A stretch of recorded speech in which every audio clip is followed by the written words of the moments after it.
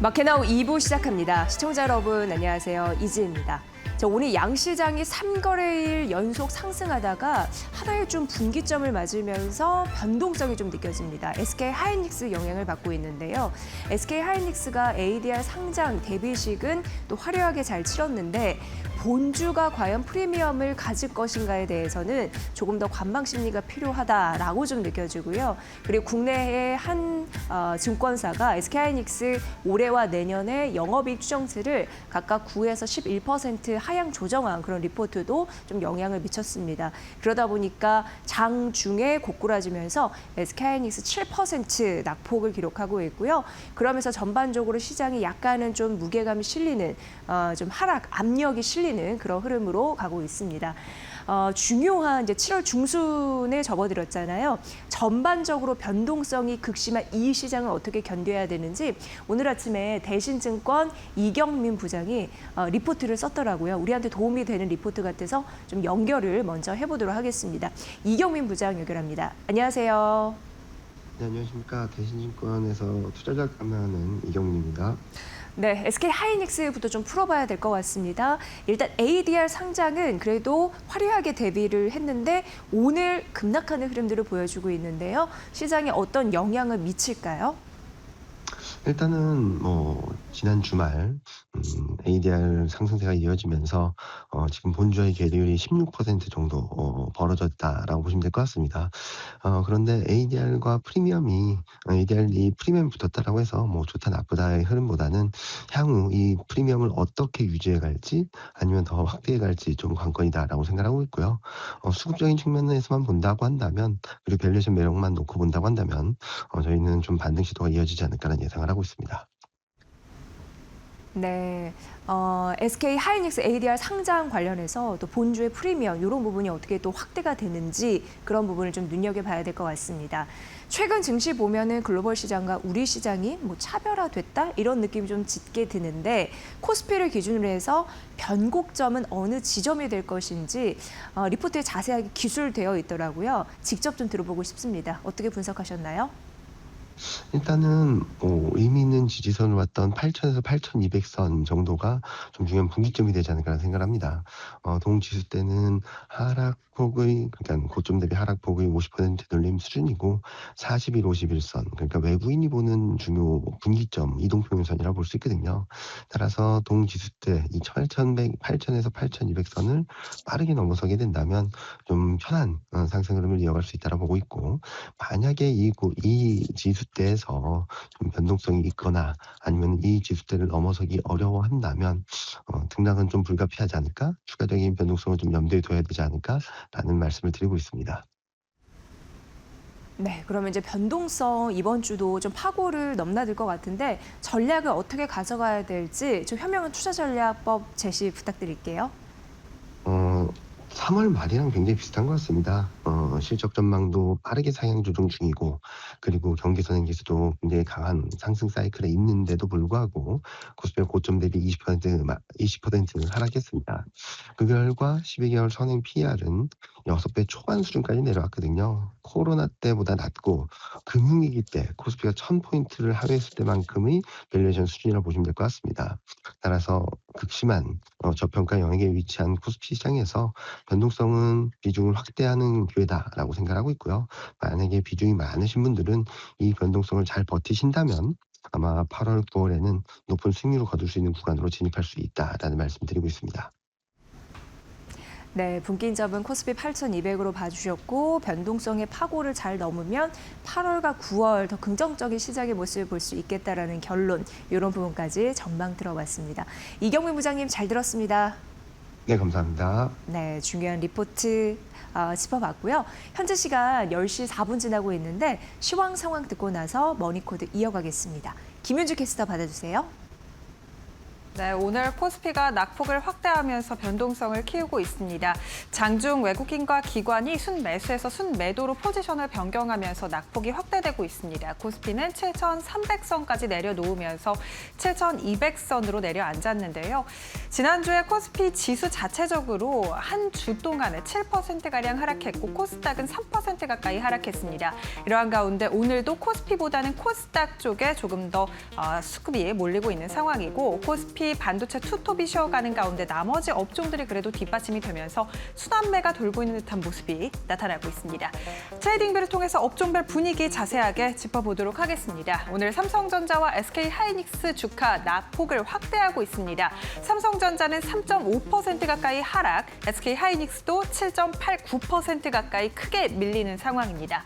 오늘 SK하이닉스는 ADR 상장이 약 13% 가까이 급등하며 마감했음에도 불구하고 장 초반부터 지금까지 하락하고 있는 흐름 이어가고 있고 낙폭을 확대하고 있는 상황이고요. 삼성전자 같은 경우에는 장 초반 상승으로 움직였습니다만 하락으로 전환이 됐습니다. 오늘 목표 주가 60만 원으로 올려주는 리포트도 나왔고 삼성 파운드리가 테슬라의 AI5 칩 지금 성산 설계를 모두 마쳤다라는 소식이 나왔음에도 불구하고 주가가 하락으로 전환됐다라는 점이 아쉬운데요.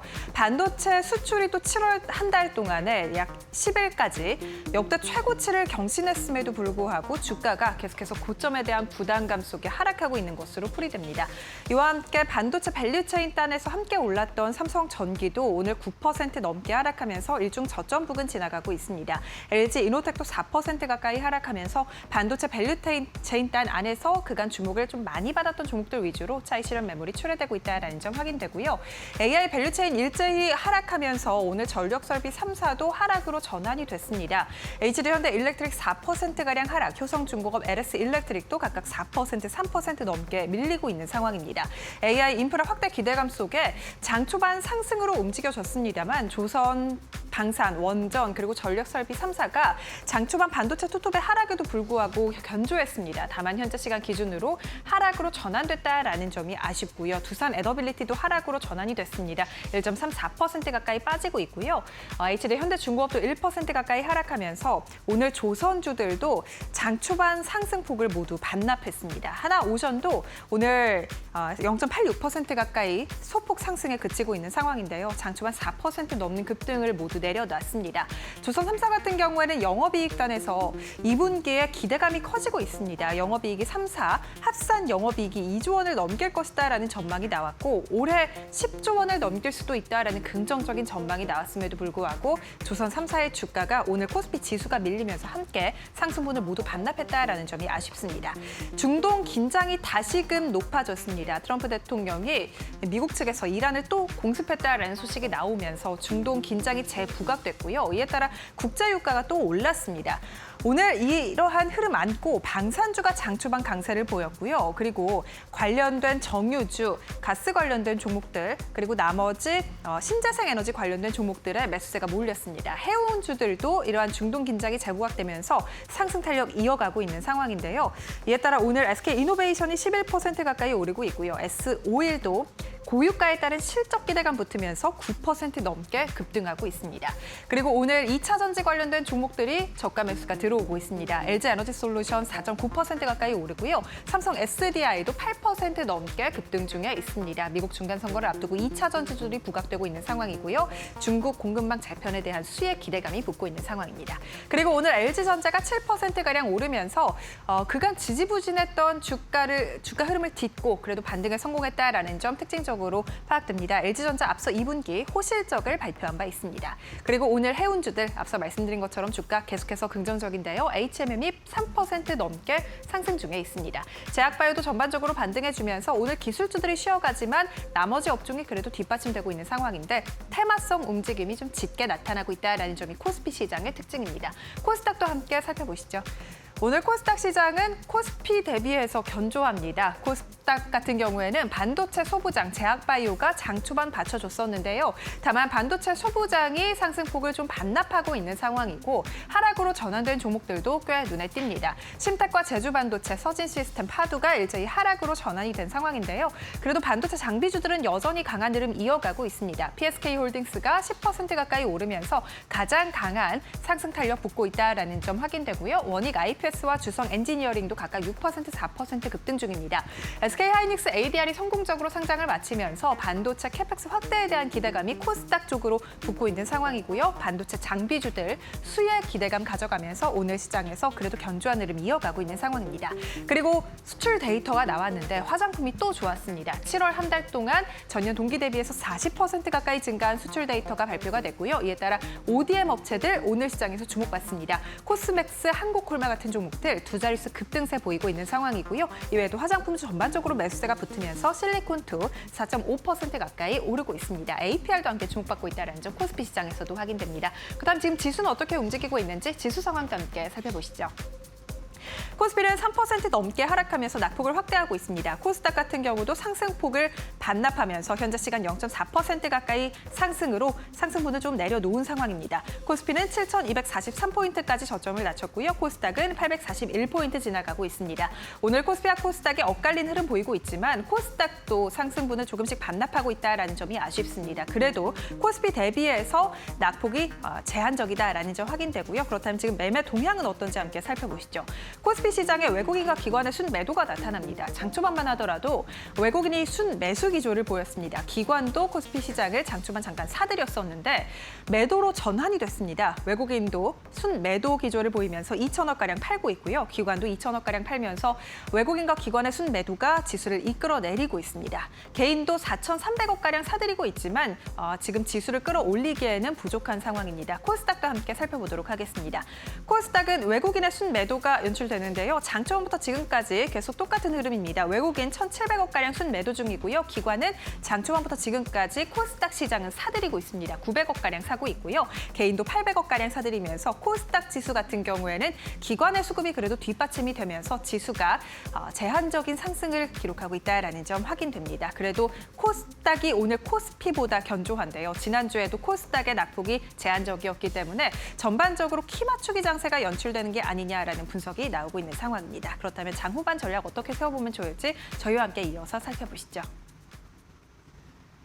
앞서서 SK하이닉스 ADR 상장 이후의 주가의 변화 저희가 잠시 언급을 해드렸는데 결국은 상장 이후에 외국인 매매가 참 중요하다라는 의미 있는 리포트가 아침에 나왔습니다. 그 서사를 좀 따라가 보려고 합니다. 여기 보시면 탑다운과 바텀업의 모멘텀이 상충한다라는 이런 문구가 나오는데요. 일단 탑다운 이 부분부터 설명해 드리면 위에서 아래로 내려오는 그러니까 전반적인 경기 체질 이렇게 보시면 됩니다. OECD 경기 선행지수 그동안 우리 시장을 어떻게 보면 잡아주었던 모멘텀으로 읽히는 그런 부분이 있었는데 이게 4월 들어서 소폭 둔화하면서 약간 경계심이 서리는 그런 시장의 환경으로 변했거든요. 그리고 하반기에 되면 이제 하반기 시작이 되는데 주요국에서 글로벌 주요국을 얘기하는 겁니다. 한 번이나 두 번 정도 금리 인상 기조에 대해서 어떻게 보면은 이런 부분을 우리가 선제적으로 받아들이고 가야 되는 그런 분위기가 있습니다. 금리 인상 시장에서는 그렇게 좋아하지 않는데 전반적으로 6월 보면은 소비자 물가 지수 헤드라인이라고 해서 전체 지수가 소폭 둔화되면서 피크가 아닌가 이렇게 어느 정도 기대 심리는 있었는데요. 그럼에도 불구하고 변동성이 큰 에너지, 음식료 이런 부분을 뺀 미국 코어 CPI는 여전히 높다. 고공행진을 하고 있다라는 데에서 물가가 피크아웃해서 떨어지는 흐름들에 대한 기대가 제한적이구나라는 것을 느끼게 합니다. 그러니까 금리 인상에 대한 근거를 조금 더 줄 수밖에 없는 그런 토대이다라는 부분이고요. 이번 주 한국은행 금통위 이런 부분 좀 보셔야 되는데 금리 인상에 대한 가능성이 지금 시장에서 바라보고 있습니다. 그러면서 이게 국채 수익률에 선 반영되고 있는 흐름들이 나타나거든요. 그러니까 전반적으로 경기 선행 지수 여러 가지 부분에 대해서 뭐 금리 인상까지는 아니다 이런 부분이 있었지만 이 기조가 변하면서 탑다운 이런 부분이 약간 마이너스로 변하는 듯한 그런 느낌이 일단 있고요. 바텀업은 뭐하냐면 이제 실적이라고 보시면 됩니다. 지금 S&P 500 지수의 미국이잖아요. 여기에 실적 어닝 시즌은 순조롭게 서프라이즈를 기록을 하고 있는 상황인데요. 하지만 나스닥 100이나 반도체가 추가적으로 상승하기 위해서는 더 강한 무언가를 얻어야지 추가적으로 동력이 생긴다고 합니다. 이런 부분으로 가고 코스피 같은 경우에는 섹터별 차별화가 나타나죠. 그래서 글로벌 증시와 앞서서 이경민 대신증권 부장을 연결해서 우리 증시가 차별화되는 이유와 앞으로 어떤 투자 전략을 거쳐야 되는지 그걸 전화 연결해서 좀 설명해 드렸는데요. 이런 부분이라고 보시면 될 것 같고요. 글로벌 유동성 결과적으로 굉장히 중요한 시점이 됐습니다. 보시면 주식형 펀드 환매 이런 부분이 좀 높아지면서 고객 예탁금이 줄고 있거든요. 이러한 부분들은 약간 이제 위축되는 그런 국면인데 SK하이닉스 ADR 상장 이후에 외국인 매매의 방향성에 그래서 더 중요해지는 기점이라고 합니다. 외국인 오늘 SK하이닉스가 7에서 8%대 차익 실현 매물이 좀 나오고 있고요. 외국인의 순매수세가 향후 어떤 방향을 따리를 틀지 이 부분이 7월 8월장을 좌우할 수 있는 중요한 변수라고 하니까 꼭 앞으로 체크를 해서 여러분께 좀 전달을 해드리도록 하겠습니다. 네, 그리고 이제 삼성전자인데요. 오늘 장중에 플러스 전환했다가 SK하이닉스의 흐름을 보면서 함께 좀 동조화되는 느낌 좀 약간 들어갑니다. 근데 삼성전자는 역시나 KB증권에서 내년 가장 타이트한 수급을 보일 것이다라고 하면서 긍정적인 목표 주가를 흔들지 않았습니다. 역시나 이제 60만 원으로 유지를 했는데요.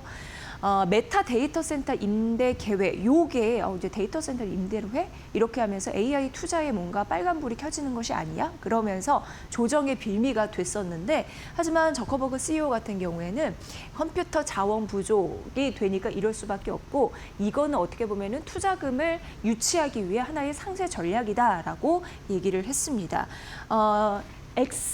AIX 이쪽에 머스크 CEO의 전략을 영감을 받아서 이런 부분을 또 전략을 세웠다라는 언급도 했는데요. 이 부분도 이제 참고를 해보시면 될 것 같고요. 결국 이렇게 임대하는 거는 AI 투자비 회수와 있지 투자를 끊는다 혹은 멈춘다라는 의미로 시장이 받아들이는 거는 너무 과잉 반응이다 이렇게 언급을 했습니다. 그리고 삼성전자가 주가가 조정을 이제 겪는 이유는 이러한 흐름들도 있지만 2분기 실적이 혹시 고점이면 어떡할까에 대한 우려가 있는데 KB증권에서는 그렇지 않다. 3분기 그리고 4분기 더 우상향하는 실적 패턴을 보여줄 것이다라고 하면서 우려감을 좀 제한하는 그런 데이터를 내놨습니다. 그래서 3분기는 11조 원, 4분기는 12조 원이 넘는 추가적인 실적 개선에 대한 흐름들 나올 수 있다라는 단서를 제시를 했습니다. 앞으로 SK하이닉스 ADR 상장 이후에 강세를 이어갈 수 있을까 많은 분들이 궁금하실 텐데 일단 오늘은 좀 고꾸라져서 그런 부분은 아쉬운 분들이 좀 계실 것 같습니다. 본주가 함께 오를지 이걸 보면서 삼성전자가 함께 오를지인데 오늘 본주는 떨어졌고 삼성전자 역시 힘을 좀 못 쓰는 고점 가다 일중 차트로 고점 가다가 좀 떨어지는 흐름들이 좀 나타났죠. 반도체 리레이팅 선순환 기대감 이런 부분이 앞으로 향후 잘 먹혀 들어갈 수 있을지 진단이 좀 필요한 시점입니다. 근데 이제 삼성전자 내년 가장 타이트한 수급으로 긍정적인 목표주가 60만 원 유지한다라고 했던 KB증권은 내년 메모리 공급이 가장 타이트한 수준에 될 것이다. 그러니까 공급이 타이트하니까 어떻게 보면 이걸 원하는 고객사의 입장에서는 더 긴장감이 좀 커질 수 있는 거라서 메모리 공급 업체에게는 굉장히 좋은 소식이고요.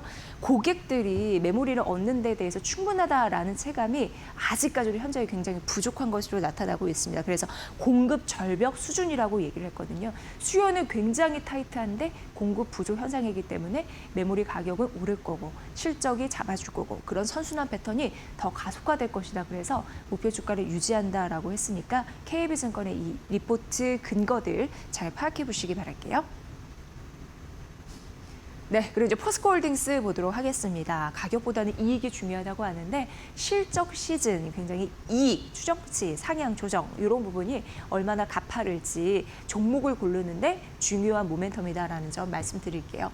상상의 증권에서는 포스코홀딩스 목표주가 55만 원으로 유지를 했네요. 일단 2분기 실적은 시장 기대하는 만큼 그 정도에서 부합하면서 나올 것으로 예상이 되는데 일단 환율과 원재료 부담은 좀 있었습니다. 하지만 하반기 되면서 계약가가 인상이 되면서 조금 모멘텀 붙을 자리가 있다라고 언급을 했습니다. 그래서 목표 주가를 크게 흔들지는 않은 것 같습니다.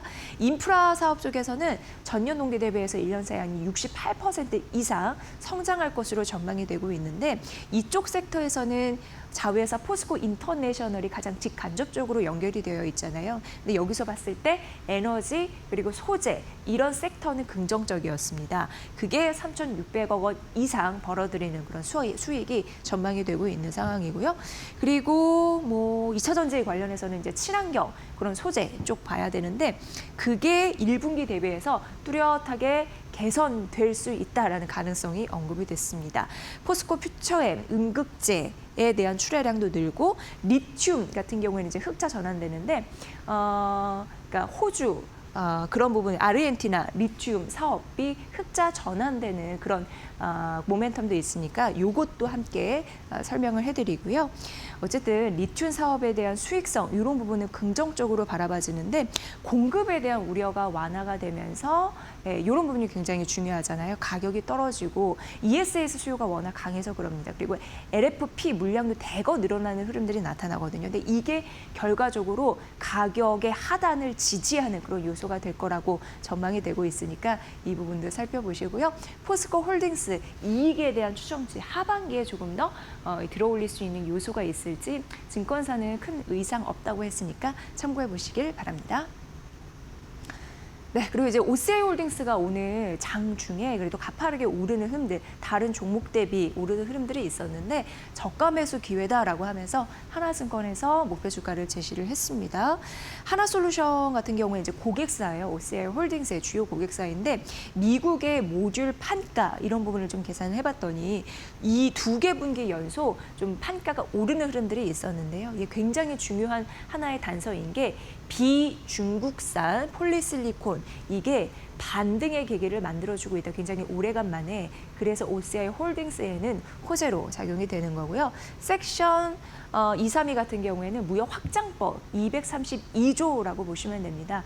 그러니까 미국 안보를 기치로 해서 여러 가지 좀 수입품에 대해서 제재를 하거나 쿼터를 제시하는 그런 미국의 정책을 얘기하는데 그 발표에 주가가 좀 떨어지기는 했나 봐요. 그런데 이거는 어쨌든 절차상 이슈에 머물 거라고 하면서 우려감을 잠재웠습니다. 그래서 오늘 장중에 좀 튀는 흐름들도 있나 보죠. 미국 쪽에서 여전히 중국산 태양광 인버터라고 해서 태양광 패널을 통해서 이제 전기를 생산하잖아요. 그럼 그 전기를 가정이나 회사, 뭐 공장에서 이용할 수 있도록 좀 바꿔주는 역할을 인버터라고 하는데 그 수익 금지도 지속적으로 검토하고 있는 흐름. 그러니까 쉽게 얘기해서 미국이 중국을 견제하는 그런 정책은 흔들리지 않고 여전하다. 그럼 우리에게 반사 이익, 실익이 챙길 수 있는 요소이기 때문에 이 부분은 지금 흔들리지 않았습니다. 특히나 OCI 홀딩스는 하나의 특징이 있습니다. 경쟁사 중에 특히 비중국산 그런 기업 중에 저변동비, 그러니까 변동비가 엄청 크지는 않은 또 대표적인 기업이거든요.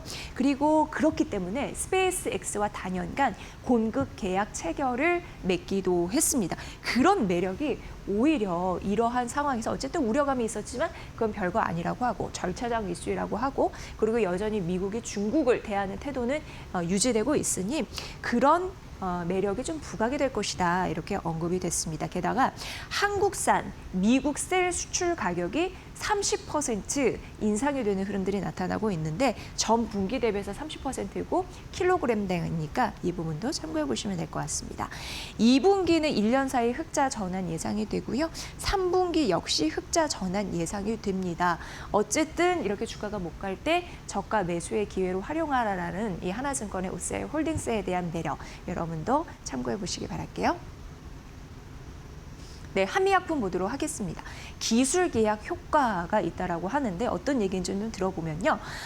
2분기는 1,324억 원의 영업이익을 기록할 것으로 전망이 되는데 이렇게 보시면 예상치보다 훨씬 2배 정도 뛸 것으로 보입니다. 1년 사이에 117% 늘어난 그런 실적 성장치가 되겠다라는 부분인데 사실 한미약품의 그 리포트를 DB증권에서 썼거든요. 이렇게 눈여겨보면은 2분기 실적이 좀 아쉽다라고 언급이 돼 있습니다. 근데 2분기가 사실상 잘 나왔잖아요. 근데 이유를 보니까 일회성 계약금이 인식이 됐습니다. 일라일 릴릴 거 그런 부분이 좀 언급이 됐습니다. 이게 이제 1천억 원, 1,000억 원 이상이라고 하니까 그런 부분으로 뺐을 때는 약간 아쉽다 이거겠죠.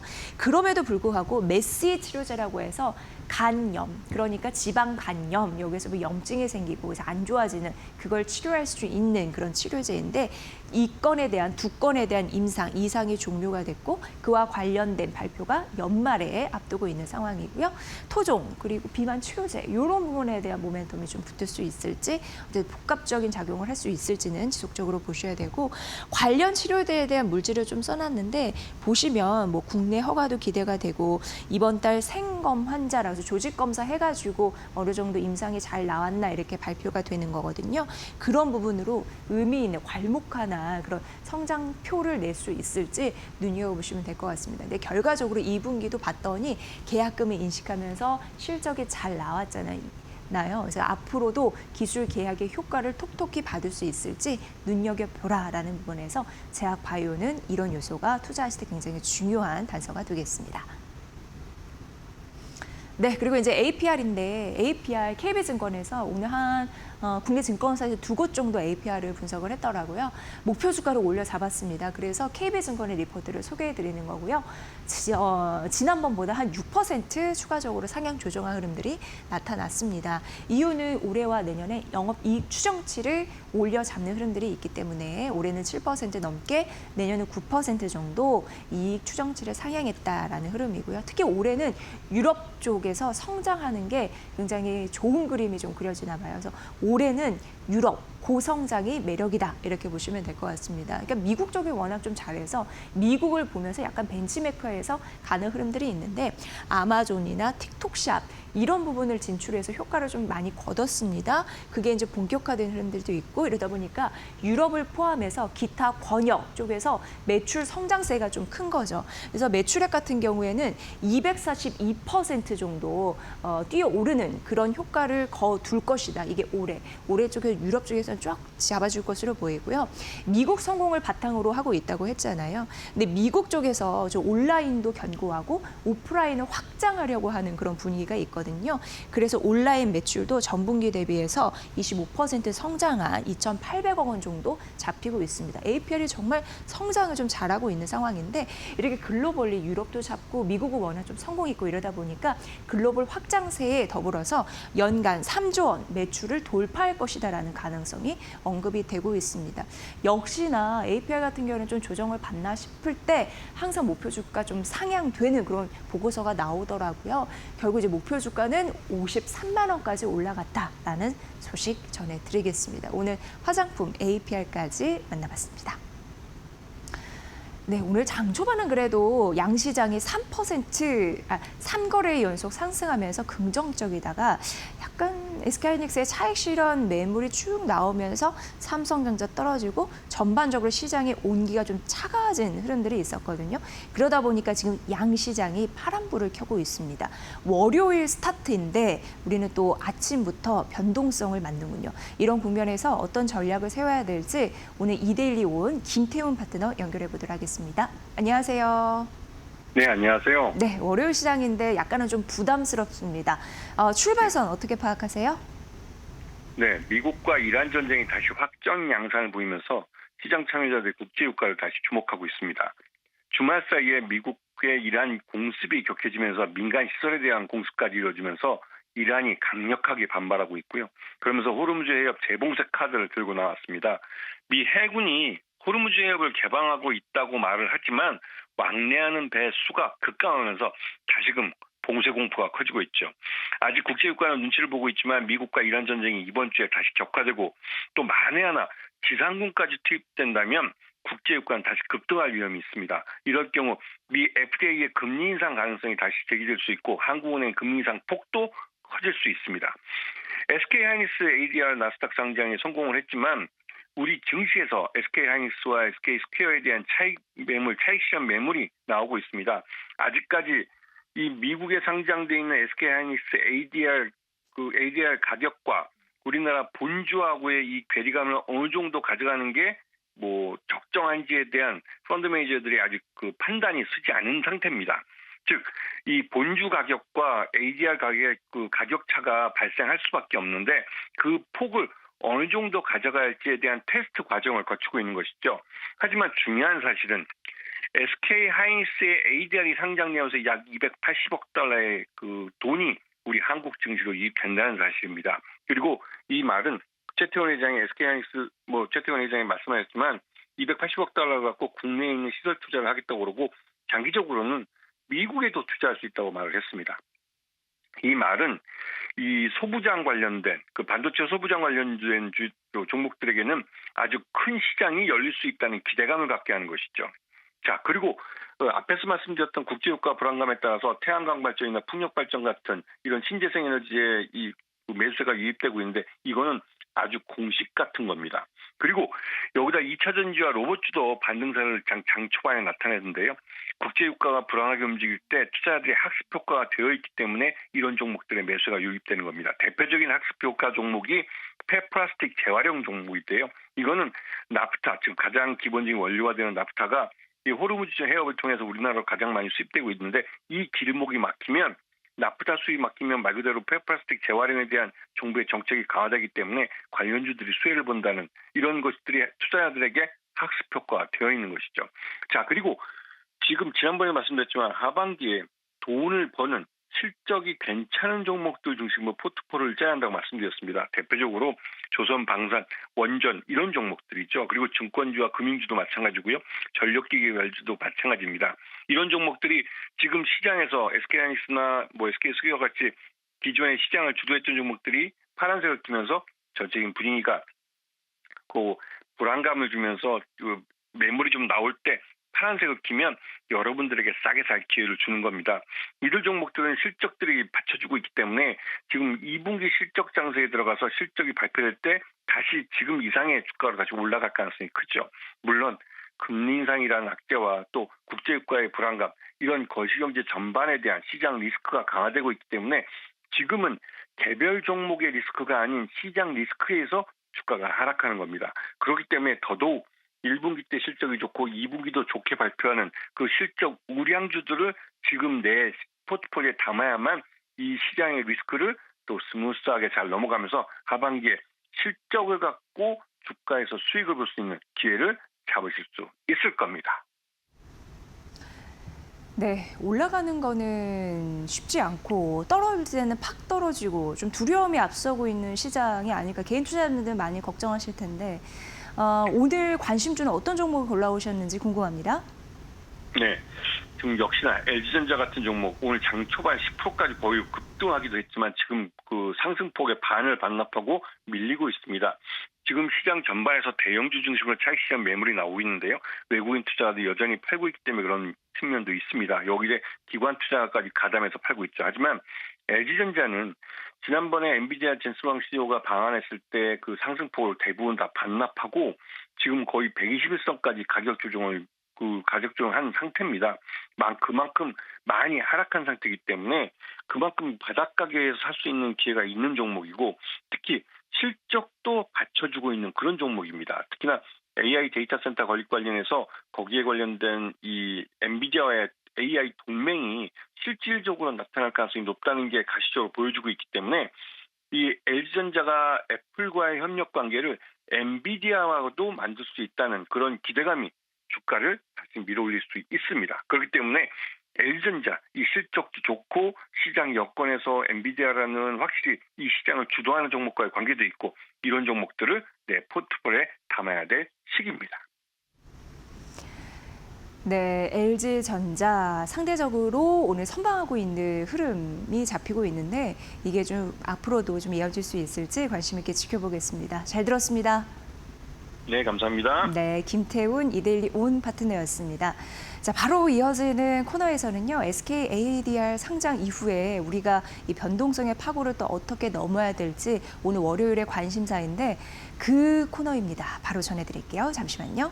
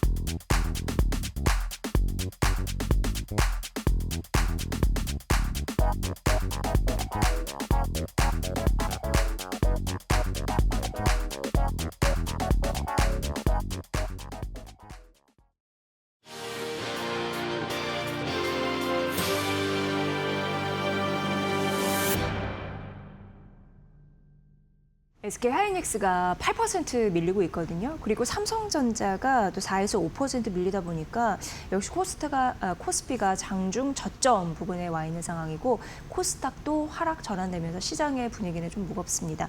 오늘 이 시간 이재모 독립리서치 아리스 대표 모시면서 전반적으로 시장의 돌파구 좀 찾아보도록 하겠습니다. 어서 오세요. 네, 안녕하세요. 사실 좋을 줄 알았거든요. 또 예상을 좀 빗나갈 역시나 네. 변동성 장세는 맞는 것 같습니다. 네. 근데 SK하이닉스가 ADR 상장은 그래도 성공적으로 데뷔를 했잖아요. 화려하게. 네. 근데 본주는 그렇지 않아서 이 괴리감은 또 어떻게 하나 좀 우려스러운데 어떻게 보셨습니까? 일단 그 ADR 상장 이후에 이제 가격도 이제 한 13% 올라오면서 마감을 네. 했고, 그래서 아주 잘 이제 했다는 그 이야기들과 함께 주말에도 나오는 뉴스를 보시면은 월요일날 뭐 삼성전자 SK하이닉스 주가 오를까 뭐 이런 제목들이 엄청 많았었거든요. 네. 근데 이제 우리 기대와는 좀 다르게 지금 ADR은 이제 올랐는데 이제 본주가 이제 떨어지는 이제 그런 네. 모습이 나오고 있는데, 사실 일반적으로는 이렇게 ADR이 좀 오르게 되면은 매수 심리가 좀 개선이 되면서 이제 본주도 같이 오르는 그러니까요. 약간 이제 가격이 맞춰지는 이제 네. 그런 현상이 나타나는 게 일반적인데요. 지금 일단 오늘 뭐 그 ADR 상장 이후에 오늘 개장의 첫날이기 때문에 본주와 이제 상황을 봐야 되는 건데, 이건 제가 볼 때는 이제 단기적으로 수급상 외국인들이 본주를 일단은 혹시 팔고 네. 이제 ADR을 좀 더 담기 위해서 자금 이동하는 것은 아닌가라고 볼 수 있을 것 같고요. 오늘만 봐선 그렇고요. 이렇게 될 경우에는 이제 우리가 기대할 수 있는 거는 ADR이 빨리빨리 더 올라가줘야 됩니다. 그래가지고 어느 정도의 폿이 좀 채워졌다. 네. 그러면은 이제 우리가 이제 국내로 치자면은 뭐 우선주와 본주와 계류를 이렇게 얘기하듯이 예. ADR과 이제 우리나라 SK하이닉스의 가격 차이가 많이 발생되면은 네. 당연히 이제 한국에 상장되어 있는 SK하이닉스 본주가 좀 싸다는 인식이 또 생길 거고, 그때 다시 반등이 나오는 흐름이 나올 수 있을 것 같고요. 지금 수급으로 봐서는 그렇고요. 두 번째, 오늘 하락하고 있는 요인들, 삼성전자도 오늘 개장 초반엔 플러스로 갔다가 결국 다시 마이너스 돌아섰는데, 네. 이렇게 될 경우에는 시장에서는 어떤 걸 계속 이제 우려하는 거냐면, 지난번에 국내 대규모 투자 소식도 그랬지만 제가 볼 때는 결국 증설을 한다는 것들은 공급에 대한 어떤 과잉을 미래로 봤을 때는 발생할 수 있는 요인들을 생각할 수밖에 없는 거죠. 그렇기 때문에 이렇게 되면 메모리 가격은 자연스럽게 내려가겠구나, 미래 지향적으로 보시면 그런 흐름을 이제 오늘 예측해 볼 수 있는 거고요. 반면에 일단 상장한 이후에 그 자금을 증설에 쓴다고 했고, 네. 또 SK 최태원 회장 얘기했지만 지금 5년 내 캐파를 2배를 늘려도 더 늘려야 될 정도로 더 많이 늘려야 된다. 이런 것들은 결국 장비라든지 이런 것의 수요를 늘릴 수밖에 없다는 것을 의미하고, 또 주말간 나왔던 뉴스 중에 하나가 삼성전자 같은 경우에도 용인의 그 팹 건설하는 거를 좀 앞당기겠다라는 네. 이야기 나왔기 때문에 당연히 장비주들은 29년으로 앞당기기로 네, 했죠. 장비주들은 당연히 또 예. 발주 곧 나오겠는데 이런 기대감이 나오는 거죠. 그래서 오늘 개장 초반에 코스닥 같은 경우에는 장비주 중심으로 좀 많이 반등이 좀 세게 나왔었습니다. 네. 그래서 오늘 일단은 장이 1시간 반 지난 상황에서 해석을 이렇게밖에 할 수는 없지 않나라고 보는 거고요. 장기적으로는 결국에는 업황이라는 걸 놓고 볼 때 삼성전자 SK하이닉스의 이익이 계속 올라갈 수 있겠냐 이걸 보는 거고요. 이익이 계속 올라가게 되면은 자연스럽게 좀 시간은 좀 우리가 기다리는 것보다 느릴 수 있겠지만 주가는 올라갈 수밖에 없다 이렇게 말씀드릴게요. 지금이 딱 그 시점 같거든요. 이게 예전에는 모두가 좋다고 했을 때가 있었는데 이상하게 지난주부터 이번 주 뭐 SK하이닉스도 그렇고 삼성전자를 바라보는 뭐 눈도 그렇고 올해와 내년에 영업이익 추정치를 낮게 잡은 오히려 좀 떨어뜨린 증권사도 있었고 이러다 보니까 SK하이닉스가 6월 23일에 시간에서 300만 원 갔잖아요. 근데 지금은 뭐 200만 원도 이탈하고 있어요. 거의 100만 원 차이인데 이 간극을 과연 빠르게 소화해낼 수 있을까라는 우려감이 사실 있거든요. 100만 원이 너무 그 적은 간격은 아니잖아요. 맞습니다. 예, 이거 어떻게 이제 해야 되는 건가요? 예. 가격이 원체 올랐기 예, 때문에 예. 이제 퍼센티지로 봐야 될 것 같은데요. 지난번에 300만 원을 이제 찍고 나서 그다음에 이제 가격이 한 30% 빠진 상황이 되는 거고요. 이 상황에서는 단기 반등은 조금은 빠르게 나오기는 어려울 것 같습니다. 과거 한 6개월 정도의 우리가 시장 흐름 잘 보시면은 SK하이닉스와 삼성전자는 주가가 대외 이슈든 뭐 반도체 직접적 이슈든 간에 빠질 경우 제 기억에는 한 3거래일이면 계속 반등이 나와줬습니다. 그러니까 3일 빠지면 반등이 빨리빨리 나오면서 다시금 추세를 위로 가져가는 흐름이 만들어졌는데 지금은 무언가 약간 추세가 좀 꺾인 듯한 흐름이고 이렇게 될 경우에는 살짝 주가는 좀 쉬어가겠다는 어떤 시그널도 보여주고 있는 거거든요. 그렇기 때문에 지금 하이닉스는 주가가 제 생각이지만 적어도 이런 분위기라면 직접적으로 이제 7월 말까지는 좀 살짝 쉬어갈 흐름은 있고요. 이게 계속해서 뭐 가격이 내려간다 그 말씀은 아닌 거고요. 다만 좀 어느 정도의 한 템포 쉬어갈 시기는 필요했는데 일단은 7월 말까지는 가야 될 것 같고 7월 말을 제가 말씀드린 거는 이제 그 사이에 소위 말하는 이제 고객사들 빅테크가 되겠죠. 이제 미국 쪽에서 무언가 AI에 대한 투자 얘기를 계속 할 겁니다. 그래서 결국에는 이제 이 메모리 반도체에 수요가 계속 있을 거냐 이거에 대한 또 시장에 시그널을 줘야 되는데 그런 답이 나오면은 주가 반응은 좀 나오겠죠. 그러면 다시 반등 나올 수 있을 것 같고 직접적으로 SK하이닉스도 실적 발표를 이제 7월 말에 가면 합니다. 그때 자기가 자기 입으로 또 얘기를 해야겠죠. 지금 상황이 어떻다? 구체적인 숫자와 함께 그때 얘기하겠죠. 그렇기 때문에 그 숫자와 함께 좀 더 좋은 가이던스를 제시할 경우에는 주가 반등 나올 수 있습니다. 그래서 단기 어떤 반등 시점이라고 하면은 일단 7월 말로 우리가 시기적으로는 놓쳐야 되지 않나라고 보는 거고요.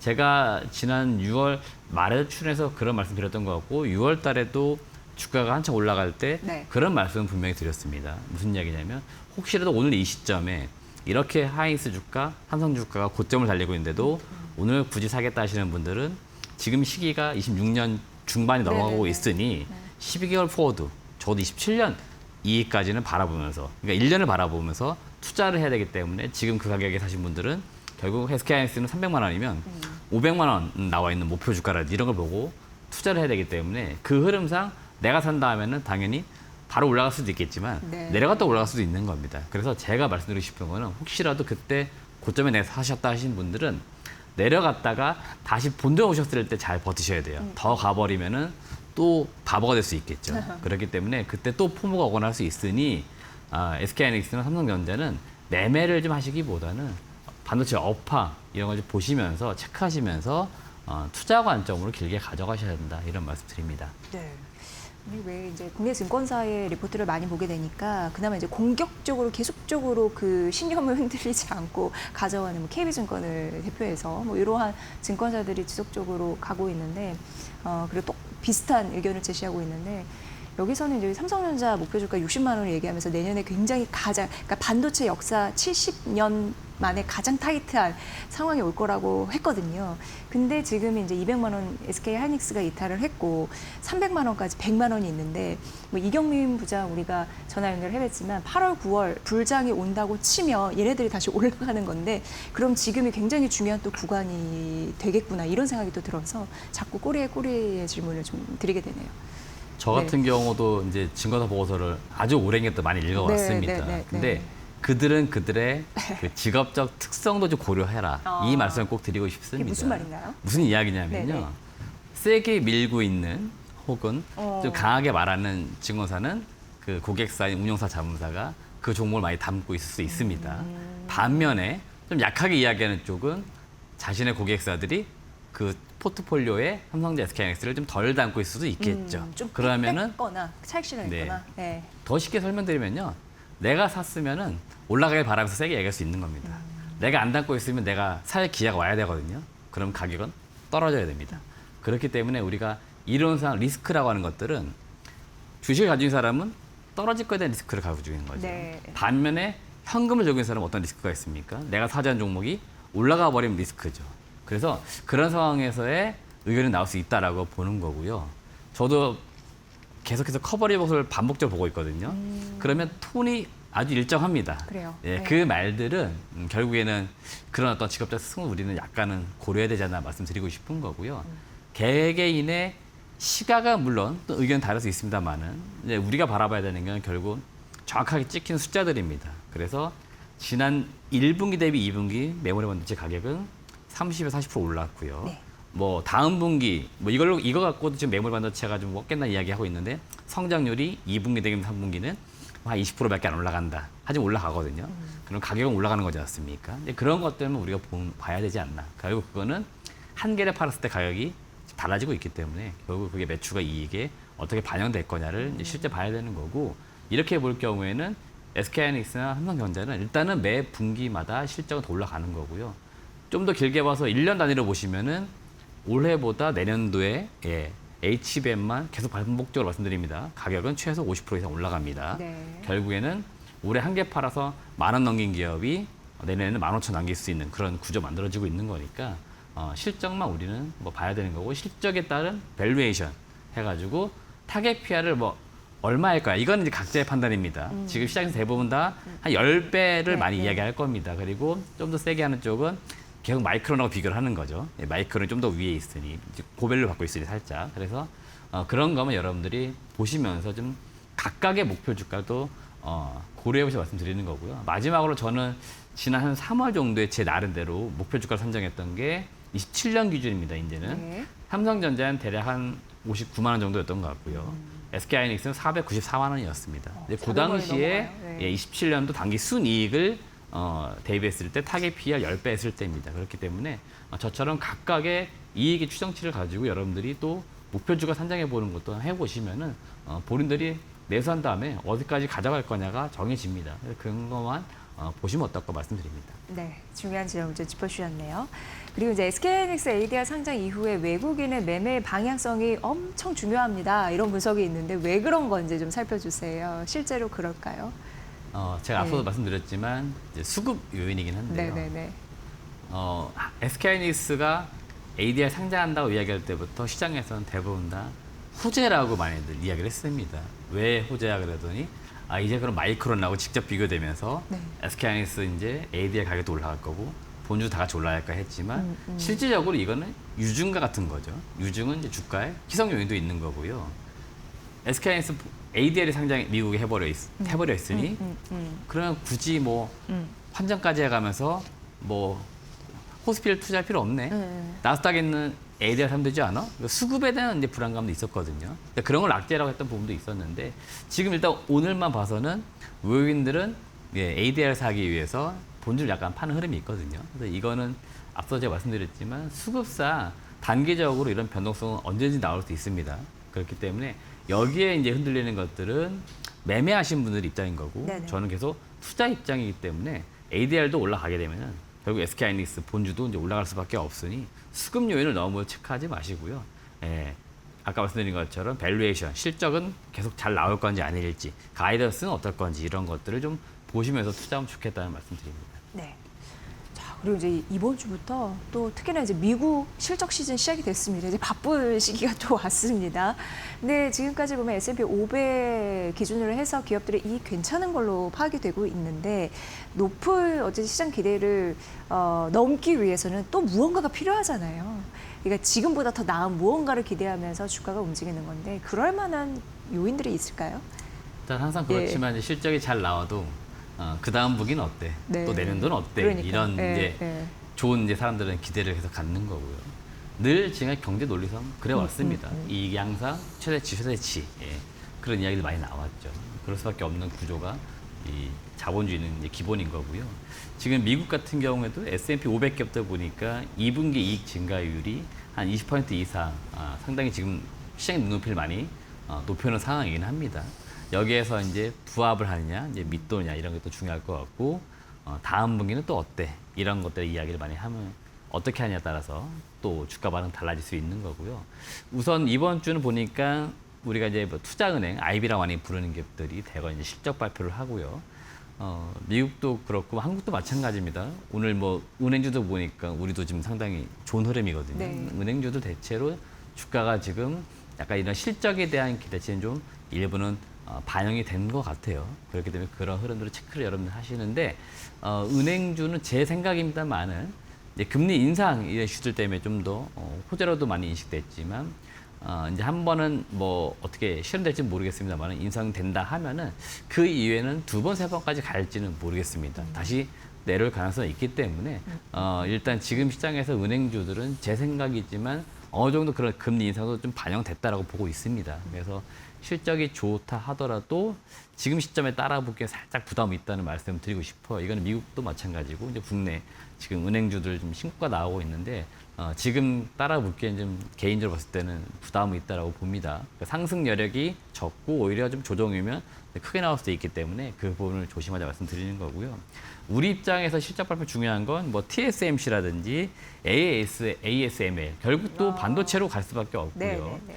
그리고 여기에서 다음 주로 이어지면서 이제 빅테크들이 본격적 실적을 발표해 버리면은 본격적으로 국내 반도체 기업들의 그다음에 국내 지수에 영향을 많이 미치게 되고 이제 변동성이 크게 나올 것 같은데 개인적으로 이제 기대하고 있는 것들 예상보단 기대는 결국 앞으로의 가이던스를 더 좋게 얘기해 주면서 삼전 하이닉스를 좀 끌어올리고 이런 흐름이 나와줘야 지금 지수도 반등이 나오고 여러분들이 판단을 잘못하면 안 되는 게 삼전 하이닉스가 빠지면 다른 점이 올라간다. 오늘은 약간 그런 게 있지만 전체적으로 국내 경기나 이런 거 잘 보시면은 삼성전자, SK하이닉스 반도체 업황이 무너지면 다른 업종 다 무너집니다. 그렇죠. 예. 그렇기 때문에 지금 삼성전자, SK하이닉스는 수급이 뭐 최근에 뭐 쏠렸다 하지만 계속 주가가 신고가 나와주고 업황도 좋아야 됩니다. 그런 분위기 만들어져야지 다른 업종까지도 계속 좋아지는 효과가 나타날 수 있기 때문에 여러분들은 삼전 하이닉스 실적을 반도체 쪽 실적을 체크하기 위해서는 TSMC, ASML 그리고 그 다음 주에 나타나는 이제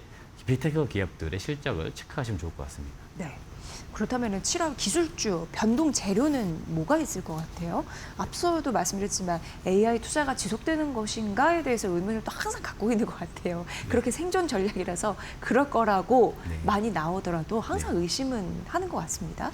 일단 제가 볼 땐 결국 AI 투자 계속 할 거냐 네. 이거고 빅테크들도 최근에 뭐 많이 보셨겠지만 이제 자금이 좀 부족한 느낌이 살짝 있습니다.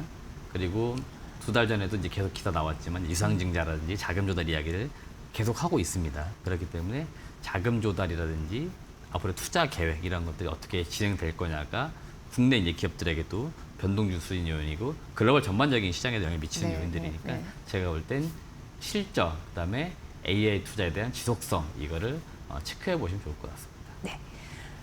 물론 반도체가 절대적인 주도권을 갖고 있기 때문에 초반에도 많은 걸 여쭤봤는데 반도체가 잘 가야 되는 건 알겠습니다. 그런데 또 우리가 또 반도체 제외하고 어떤 업종이 또 상대적으로 상승률이 좀 우위에 있을까 이런 계산도 미리미리 해야 되잖아요. 어떻게 보십니까, 대표님?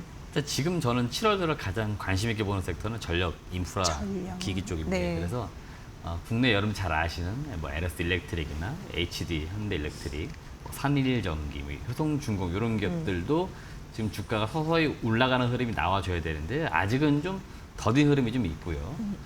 최근에 반도체 종목이 약간 꺾이면서 주가가 되려 더 같이 꺾이는 네. 그러니까 실적이 그러니까 1분기 실적이 발표되고 약간 조정은 나왔거든요. 그럼 지금 2분기 실적 발표되기 전이기 때문에 서서히 올라와 줘야 되는데 반도체 종목군들이 최근에 좀 꺾이면서 내려오니까 같이 내려가는 결국 이제 AI 데이터 센터에 필요로 했던 반도체 전력 이게 이제 함께 묶이는 흐름이 살짝 있습니다. 여기 좀 안타깝긴 한데 그래도 확실한 실적 시즌 들어가서 볼만한 섹터는 전력 인프라라고 말씀드리고 싶고요. 방산주와 조선주 특히 조선주 캐나다 잠수함 관련돼서 지난주에 상당히 노이즈가 있었지만 네. 사실 제가 보는 관점에서는 하나오션 같은 경우에는 그 캐나다 잠수함 관련된 기대치가 주가에 전혀 반영되어 있지 않았습니다. 사실은 박스권 내에서 네. 바닥에 있었습니다. 예, 그 상태에서 수주를 못 받았다고 해서 좀 내려갔는데 약간의 좀 과매도의 느낌이 살짝 있어요. 네. 그거를 제외하고도 지금 보시면은 본업단의 수주나 이런 건 상당히 잘 되고 있습니다. 그렇기 때문에 국내 조선주들도 실적과 수주 상당히 좋은 상황이라서 조선주 봐야 된다 말씀드리고 싶고요. 그리고 2차 전지는 실제 계속 개선되고 있고 지난번에 LG엔솔 같은 경우도 두 개 분기 적자냈던 기업이 흑자로 돌아섰습니다. 올해 LG엔솔의 포인트는 연간으로 흑자가 이제 돌아서는 어닝이 다시 돌아서는 모습인 거고 내년에 더 증가됩니다. 예. 그래서 뭐냐면 결국 바닥을 통과했다는 게 핵심인 것 같고 LG엔솔이요? 네, 2차 전지 업황 전반적으로 그렇습니다. 네. 그러니까 바닥은 완벽하게 통과를 해버렸습니다. 그래서 계속 올라가 줘야 됩니다. 근데 지금 이제 그런 기대감들이나 주가에서 관심도 많이 낮기 때문에 2차 전지도 계속해서 하반기 내년도 가면 갈수록 좋다는 이야기 많이 나올 거예요. 그래서 제가 볼 때는 2차 전지 업종도 턴 어라운드 관점에서 계속 봐야 되지 않나라고 말씀을 드리고 싶습니다. 네. 그러니까 어떻게 보면은 그 섹터에서 대장주의 역할을 할 수 있는 그런 종목들의 스포트라이트는 아직 꺼지지 않았는데 제대로 불 비출 수 있는 시간을 못 만났다라는 생각이 들거든요. 그런 의미에서 반등 타이밍 잘 조율을 하셔야 될 텐데요. 그럼 토픽 하나만 좀 꼽아주시죠. 네, 전력 기기내에서 전력 쪽에서? 네, 오늘 예. 에너스 일렉트릭을 말씀드리고 네, 싶습니다. 네. 뭐 다 아시는 스토리들입니다.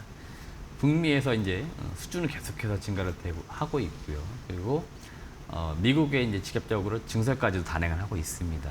결국 캐파를 좀 늘려가지고 그리고 현지에서 만들어서 현지에 이제 고객사들의 제품들을 갖다 줍니다. 상당히 좋은 이제 비즈니스 이제 구축이 되는 거고요. 생산 체계가 갖추게 되는 거고요. 최근에 LS 일렉트릭도 이렇게 주가가 빠지는 상황에서도 목표 주가 상향 리포트는 계속 등장을 하고 있습니다. 제가 이제 지난주까지 봤던 리포트는 33만 원까지 나왔던 것 같아요. 목표 주가 상향 리포트 계속 등장하고 있는 거는 전력기기 쪽입니다. 그중에 LS 일렉트릭, 효성중공업도 마찬가지고요. HD, 현대일렉트릭도 마찬가지입니다. 대체로 다 하반기, 내년 계속 좋다는 이야기 나오고 있고 수주에 받은 것도 점점 그 단가가 높은 제품들이 들어오고 있습니다. 마진율이 높아지고 있습니다. LS 일렉트릭도 잘하면 2분기부터 두 자릿수 영업이익률 얘기되고 있어요.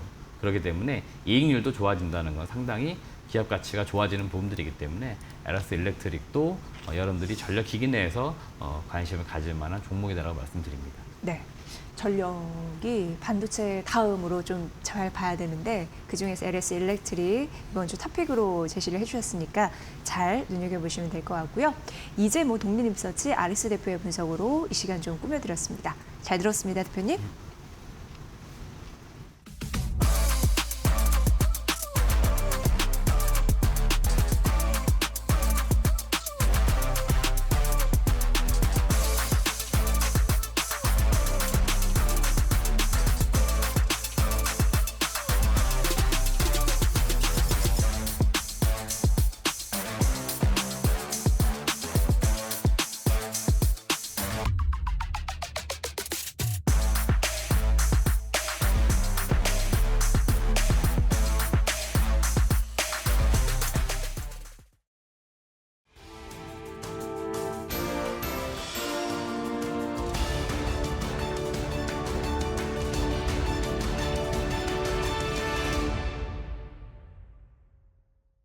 유가증권 시장에 10시 34분 매도 사이드카가 발동됐습니다. 지난주 한 주 동안 5번의 사이드카가 발동된 데 이어 올해만 총 53번의 사이드카가 양시장에 발동됐었는데요. 코스피 변동성을 나타내는 공포지수도 최근 1년 동안 251% 증가했습니다. 시장이 극심한 변동성을 보이면서 낙폭을 확대하고 있는데요. 양시장 분위기 바로 확인해 보도록 하겠습니다. 코스피와 코스닥 낙폭이 커지고 있습니다. 코스피는 5.52% 가까이 하락하면서 7,063포인트 지나가고 있습니다. 10시 34분경 매도 사이드카가 발동됐었다라는 점도 확인이 되고요. 코스닥 같은 경우도 하락으로 전환이 됐습니다. 장중에 약 2%, 3% 가까운 상승세를 기록하기도 했었습니다만 하락으로 가닥을 잡았고요. 현재 1.87% 가까이 하락한 821포인트 지나가고 있습니다. 대형주 위주로 거세게 하락하면서 코스피 200은 6% 넘게 밀리고 있는 상황입니다. 코스피 매매 동향도 함께 살펴보시죠. 오늘 시장에 외국인과 기관의 쌍끌이 순매도가 나옵니다. 장 초반만 하더라도 외국인 기관 순매수 기조를 보였었는데 매도로 가닥을 잡았고요. 이에 따라 낙폭을 확대하고 있습니다. 외국인과 기관의 매도폭이 커지면서 지수 자체적으로도 낙폭이 확대되고 있고요. 외국인 기관 합쳐서 1조 원 넘게 순매도 중입니다. 개인은 1조 2천억가량 사들이고 있습니다. 코스닥 매매 동향도 함께 살펴보겠습니다. 오늘 코스닥 시장은 개인과 기관의 순매수가 이어지고 있는 가운데 외국인의 2,300억가량의 순매도 계속해서 출회되고 있습니다. 원달러 환율도 함께 살펴보도록 하겠습니다. 원달러 환율은 1,504원 선 지나갑니다. SK 하이닉스 ADR 상장으로 이 달러에 대한 유입 기대감이 높아지면서 원달러 환율의 하방 압력으로 작용을 했었는데요. 오늘 개장 직후보다 약 5원가량 오른 1,504원 선 현재 시간 지나가고 있습니다. 네, 이렇게 오늘 시장 상황 간단하게 살펴봤는데 낙폭을 확대하고 있는 상황입니다. 그렇다면 중요한 이슈는 어떤 게 있는지 뉴스도 바로 이어서 살펴보도록 하겠습니다. 미국과 이란 간 군사적인 대립이 또 부각되면서 국제 유가가 폭등했습니다. 주말 사이 이란은 해협을 지나던 상선을 공격하고 영내 미국의 개입이 종료될 때까지 호르무즈 해협을 봉쇄한다고 밝혔습니다.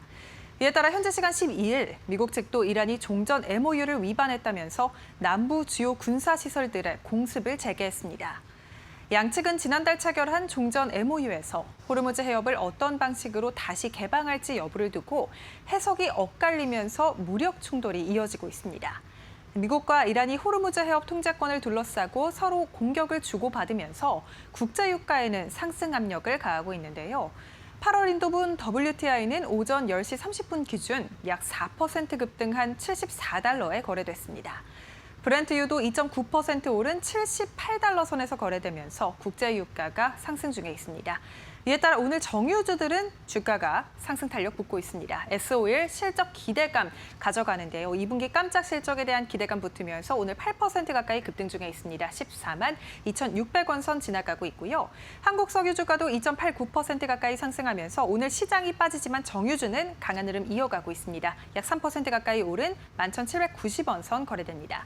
흥구 석유 주가도 11% 넘게 급등하면서 지금 고유가에 대한 수익 기대감 정유주 쪽으로 작용하고 있고요. 흥구 석유 12,090원 선 거래되고 있습니다. 네, 7월 달 수출이 반도체 호조 속에 두 자릿수 증가세를 이어가면서 역대 최대 실적을 기록했습니다.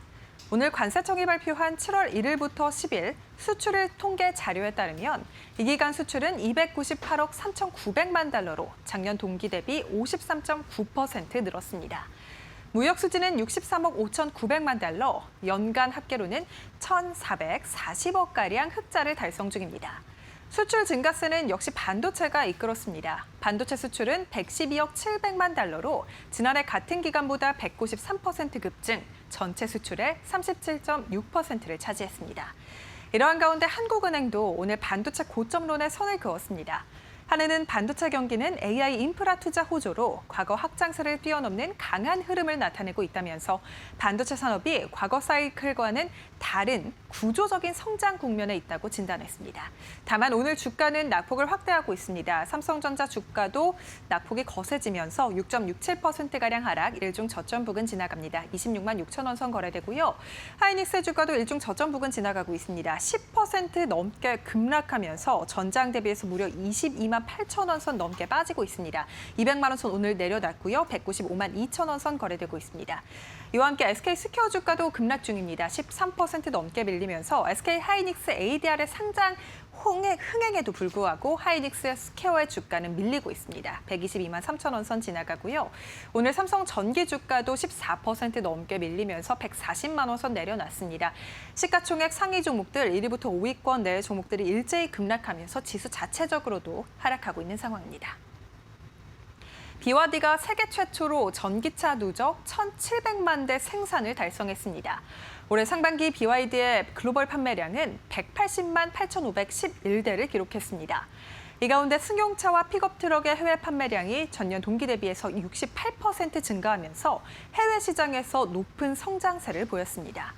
특히 BYD는 유럽 내 자동차 공장을 마련하면서 EU 공략에 속도를 내고 있는데요. 현재 BYD는 헝가리에 첫 번째 공장을 건설하고 있습니다. 두 번째 공장 인수 계획까지 밝히면서 유럽 공략 속도가 더욱더 가팔라질 예정인데요. 이렇게 중국 기업들이 유럽 현지에서 공장을 마련하는 이유는 관세 장벽이 심화됐기 때문입니다. 현재 이유는 중국 정부의 보조금 지원을 이유로 중국산 전기차의 기본관세 10% 외에 업체별로 최대 35.3%의 상계 관세를 부과하고 있습니다. 유럽 내 경쟁 심화로 현대차와 기아의 부담은 더 커졌습니다. 이에 따라 현대차는 2분기 전체 판매량 부진 속에 실적 전망까지 하향됐는데요. 다만 오늘 주가는 상승하는 모습을 보였습니다만 현재 시간 1% 넘게 빠지고 있습니다. 주가가 변동성을 보이고 있는 상황인데요. 현대차 1% 넘게 하락한 45만 2,500원 선 지나갑니다. 기아 주가도 함께 하락하면서 1.36%가량 빠집니다. 14만 5,500원 선 거래되고 있고요. 오늘 전반적으로 현대차 그룹주가 그래도 장 초반 견조한 모습을 보였습니다만 현대모비스도 상승분을 반납하면서 현재 강보합권 지나갑니다. 49만 2,000원 선 거래됩니다. 네, 오늘 시장이 극심한 변동성을 보이고 있습니다. 이러한 가운데 이번 주 미국 CPI, PPI 그리고 한은의 금리 결정 등 중요한 매크로 지표가 많이 남아 있는데요. 여기에 더해서 TSMC의 실적까지 발표가 될 예정인 만큼 이번 주 정말 중요한 지표들이 많이 남아 있습니다. 이러한 가운데 오늘 우리 시장 일종 저점 부근을 지나고 있는데 장후반까지 전략을 어떻게 세워보면 좋을지 저희와 함께 이어서 살펴보시죠.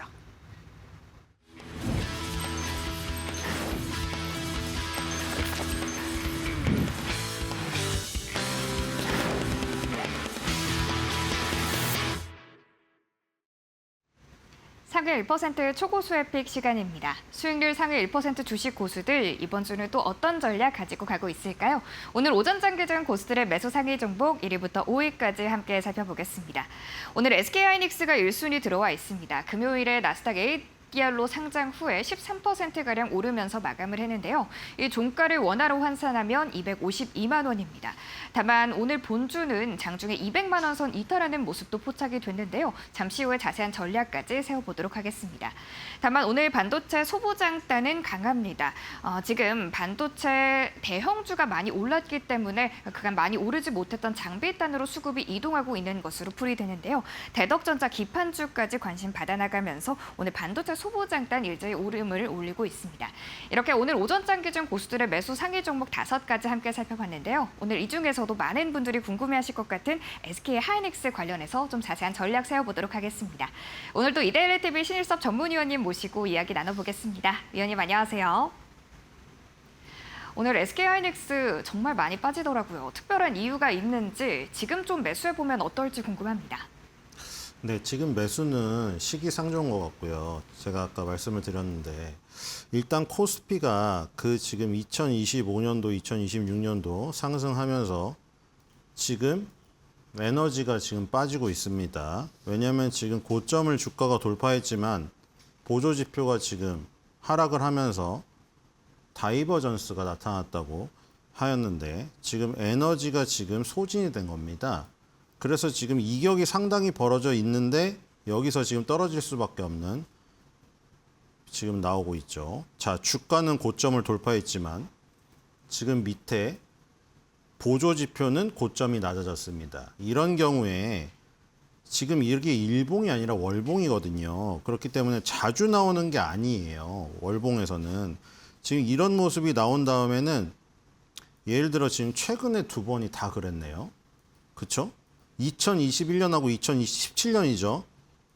보시면은 주가는 고점을 돌파했지만 2017년하고 2021년 둘 다 보조지표의 고점이 낮아진 모습을 볼 수가 있겠죠. 이런 경우에는 더 높은 곳으로 올라갔지만 마지막 힘을 짜내서 올라간 거죠.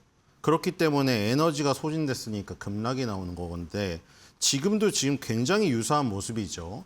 이렇기 때문에 제가 누누이 말씀드렸는데 신규 매수자들이 300만 닉슨이 무슨 뭐 15,000 코스피니 이런 거 기본적인 내용 보고서 보고 사면은 타이밍상 완전 물릴 수 있다는 얘기가 이런 얘기고 정말 운이 나쁘게 만약에 AI 시대의 어떤 뭐 인공지능의 뭐 그 물결이 여기서 사람들이 원하는 대로 안 와버리면은 2017년이나 2021년처럼 이렇게 오랜 기간 힘을 들이는 상황이 벌어질 수도 있다는 거예요. 그렇기 때문에 항상 유의를 하라고 분명히 말씀드렸죠. 그리고 일봉에서도 지난 거래일 3일 동안 60일선을 돌파를 못했잖아요. 결국에는 거기가 저항이 되어서 지금 밑으로 빠지고 있습니다. 이런 모습 때문에 지금 굉장히 지금 좋지가 않아요. SK 하이닉스도 지금 마찬가지거든요. 60일선이 깨지고 있죠.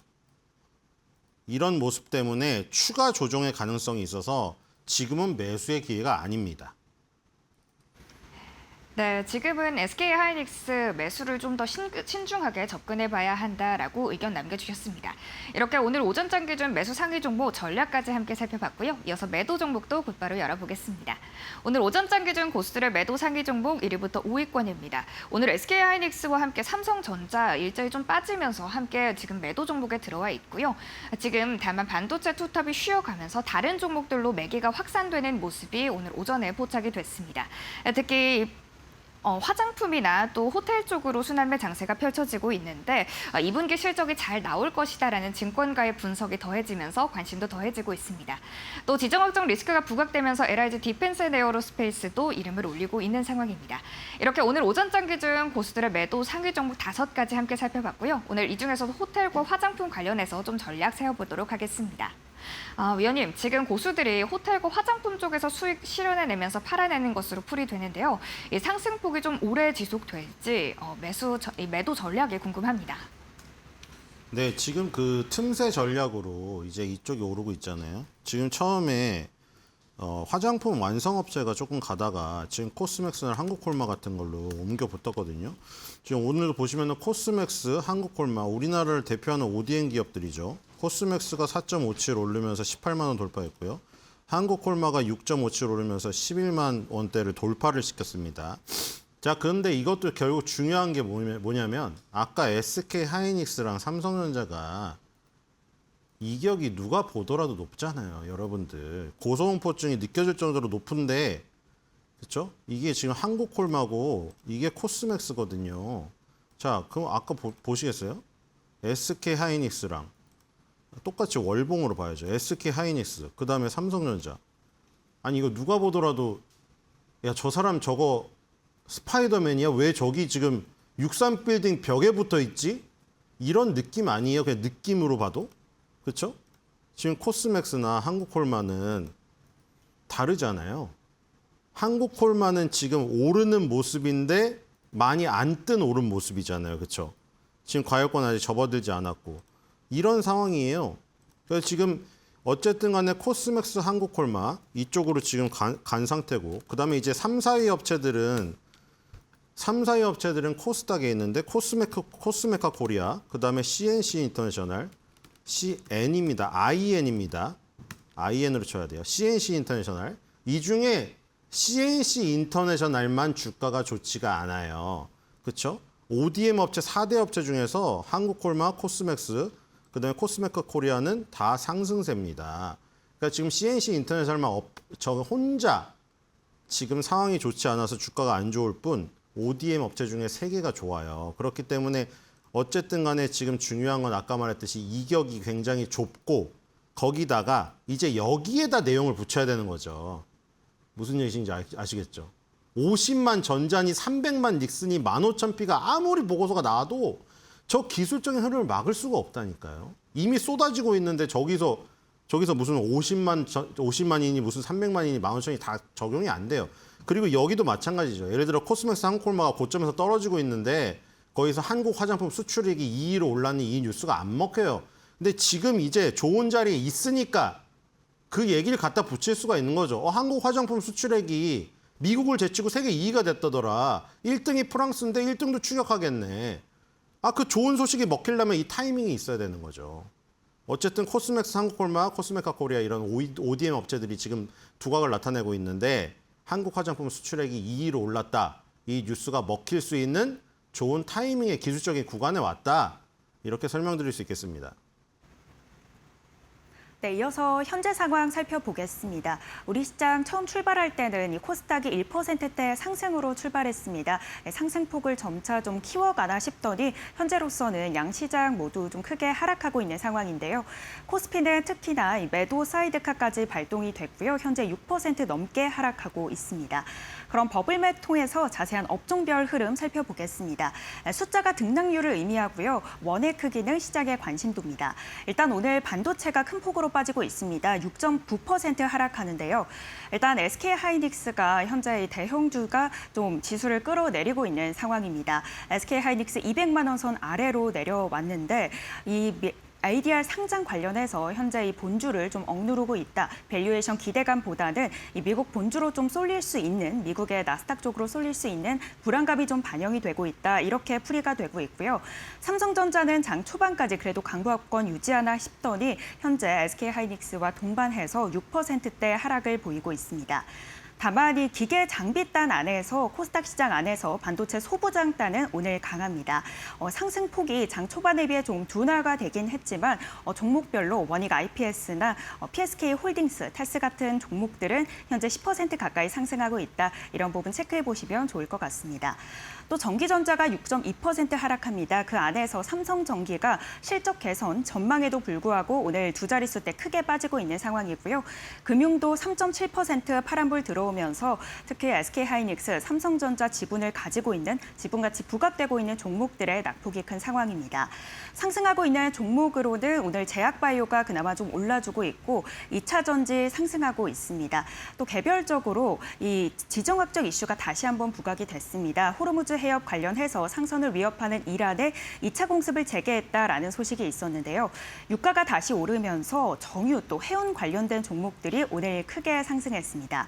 그 안에서 STS 그린로직스가 오늘 상한가 돌파했고요. 정유 관련해서는 LS증권이 S-오일에 대해서 14만 원으로 목표 주가를 상향 조정했습니다. 그럼 오늘 첫 번째 특징 섹터로 2차 전지 관련해서 이야기 나눠보겠습니다. 오늘 2차 전지 LG 에너지솔루션 장 초반부터 굉장히 좀 견조한 흐름 보였습니다. 호재가 있었는데요.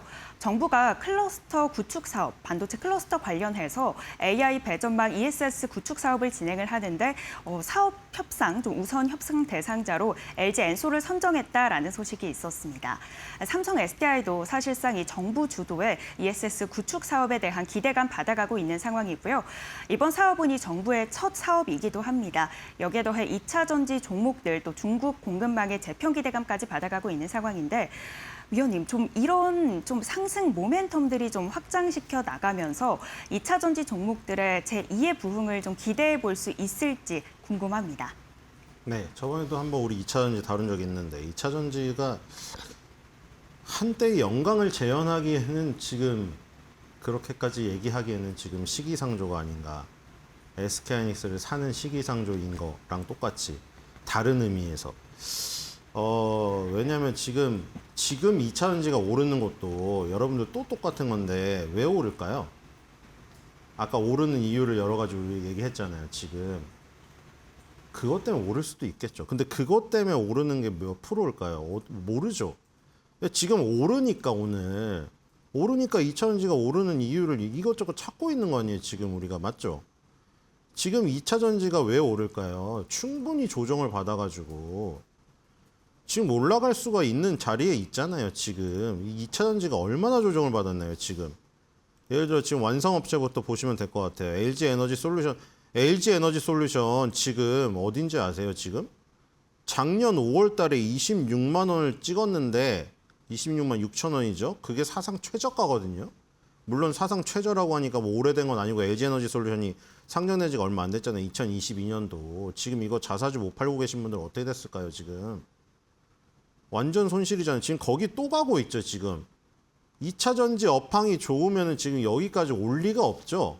지금 어쨌든 업황이 안 좋아서건 뭐 어쨌든 건 지금 거의 최저가 수준이잖아요. 지금 33만 원. 그러니까 지금 여기 위로 만약에 여기서 더 아래로 가면 이건 완전히 밥그릇 깨지는 거잖아요. 지금 그러니까 거기서 이제 반등할 수 있는 위로가 폭이 더 훨씬 크니까 오르는 거죠. 지금 반도체도 약하고 이제 시장 분위기가 그러니까 이 주도주가 아예 아닌 거잖아요. 지금 주도주가 아니에요. 지금 2차 전지가 주도했을 때처럼 주도주가 아니라 지금 빈틈으로 오르고 있잖아요. 주도주인 반도체가 죽었을 때. 지금 그런 상황이고 지금 SK이노베이션도 어디예요? 지금 2020년도 3월 달 코로나가 벌어졌던 그때 가격을 가고 있습니다. 여러분들. 지금 그다음에 삼성 SDI가 가장 그나마 선전을 했는데 저번에 보여드렸죠. 2020년도, 2022년도, 3년도 고점을 몇 번 두들겼는데 결국 실패하고 지금 거의 절반 이상을 되돌려 버렸잖아요. 3분의 2 이상 지점까지.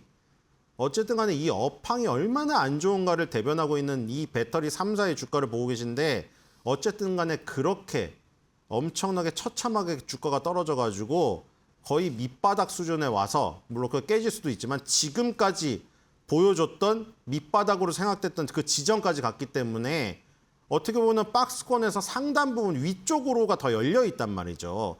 그러니까 오를 여지가 더 크죠. 여러분들 물고기를 생각해 보세요. 어항이 위아래가 정해져 있는데 밑에 밑바닥에 왔어요. 물고기가. 그럼 위로 갈 수 있는 공간이 없겠죠. 그러니까 거기서 오를 확률이 더 높으니 거기서는 이제 오를 이유를 찾는 거죠.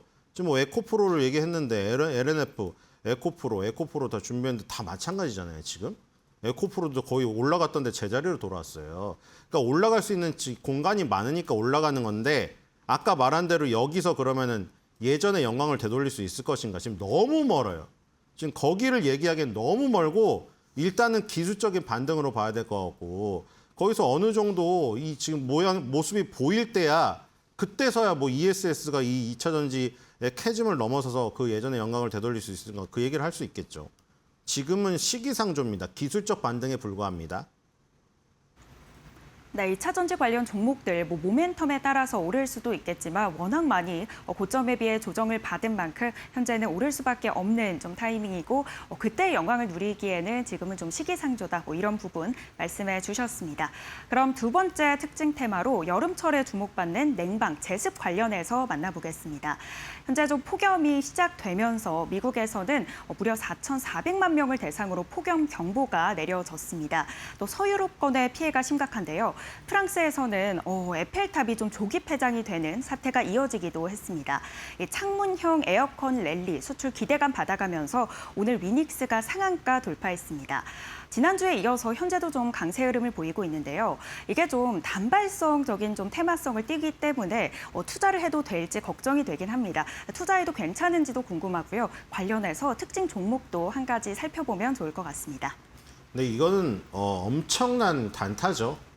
지금 시장 분위기도 안 좋고 이 폭염주 같은 경우에는 여름 테마 약간 기간성 있는 이런 테마주기 때문에 엄청나게 다이나믹함을 좋아하시고 단타를 좋아하시고 이 시장에서 조금 오늘 할 게 없는데 할 걸 원하신다 하면 할 수 있는데 이미 우리가 지금 특징적으로 다루고 있다시피 다 올랐다. 그렇죠? 지금 위닉스가 상한가인데 어떻게 사요? 살 수가 없죠. 그리고 이게 업황이 좋은 게 아니거든요. 위닉스의 월봉인데 2020년도 3월 달에 가격 저가가 지금 얼마인지 아세요? 11,650원인데 지금 4,000원입니다. 2020년 3월을 왜 계속 얘기하는지 아시겠죠?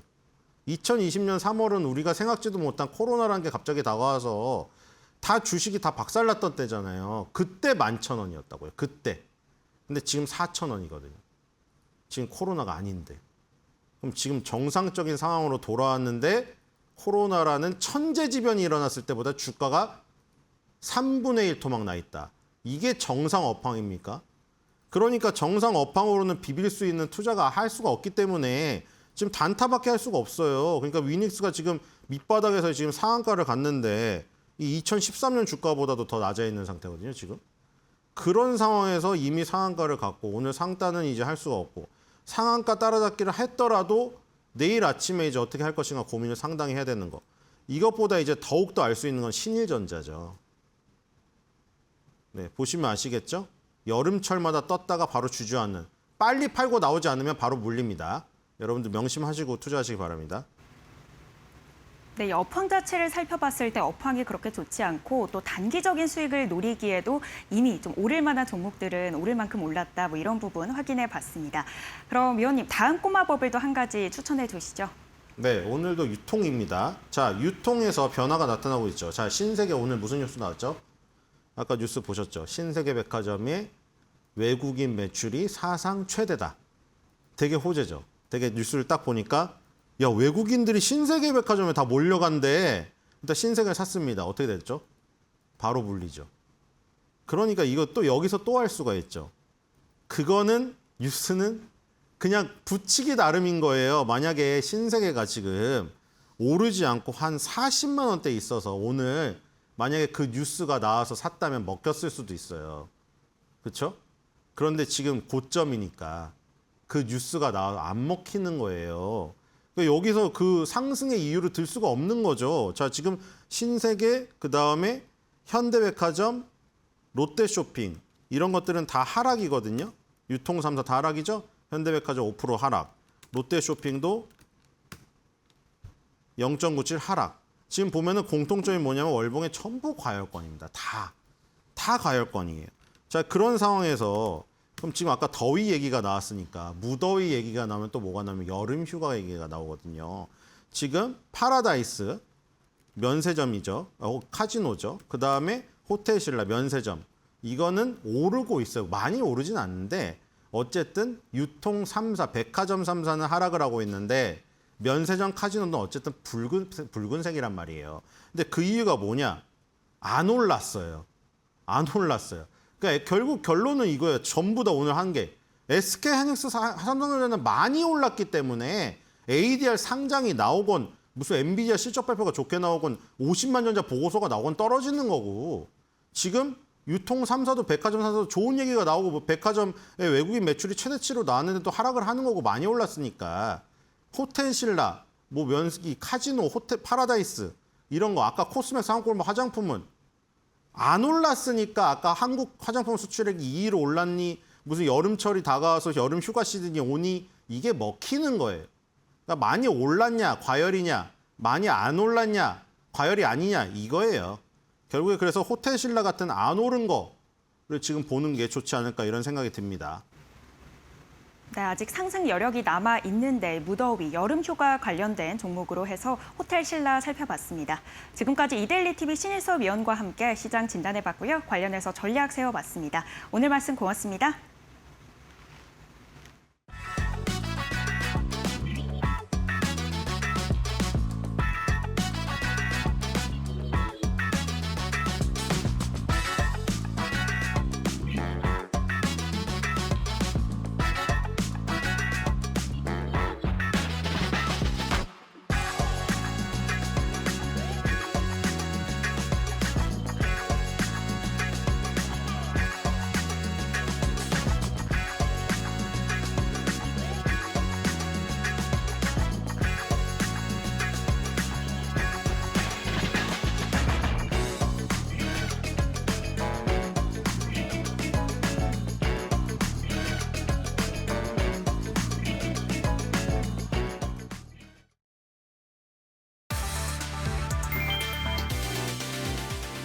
호르무즈 해협에서 미국과 이란의 충돌이 다시 격화됐다. 미 중부 사령부는 호르무즈 해협의 통행 자유를 확보하기 위해 이란을 상대로 추가 공습을 단행했다. 이번 공습은 도널드 트럼프 미국 대통령의 직접 지시에 따른 것으로 미군은 이란 내 미사일 방공 체계와 혁명 수비대의 소형 함정 등을 정밀 타격했다. 이번 작전은 이란 혁명 수비대가 호르무즈 해협을 지나던 민간 컨테이너선을 공격한 것에 대한 응징 차원이다. 미군은 이달 들어서만 이란 내 300개 이상의 군사 표적을 폭격했으며 이번 공격으로 이란 측 군 장교가 사망한 것으로 알려졌다. 이란 역시 쿠웨이트, 바레인은 물론 중재국인 카타르 내 미군 기지까지 미사일과 드론으로 무차별 타격하며 격렬히 저항했다. 이란이 호르무즈 해협 사수 의지를 천명한 가운데 세계 에너지 수송의 핵심 통로인 호르무즈 해협이 다시 전쟁 리스크의 중심에 섰다.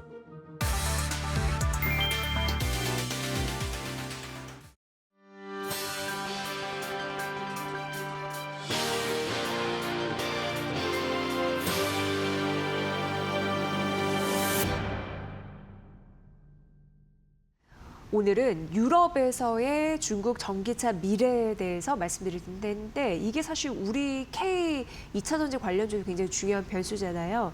오늘 조목조목 따져보도록 하겠습니다. 윤석천 경제평론가님 와 계십니다. 어서 오세요. 네, 안녕하십니까. 자, 유럽에서 중국 전기차라 우리가 좀 잘 따져볼 근거들이 몇 가지 있을 것 같은데 네. 현황은 지금 현재 어땠습니까? 일단 현황은 예. 뭐 중국 전기차가 어떻게 보게 되면 유럽 시장에서 질주하고 있다, 뭐 이렇게 표현해도 될 것 같아요. 그러니까 전기차 시장, 순수 전기차 시장에서 중국 전기차의 비중이 한 15%를 갖다가 넘었으니까 이건 뭐 엄청나다라고밖에 얘기를 할 수가 없는 건데요.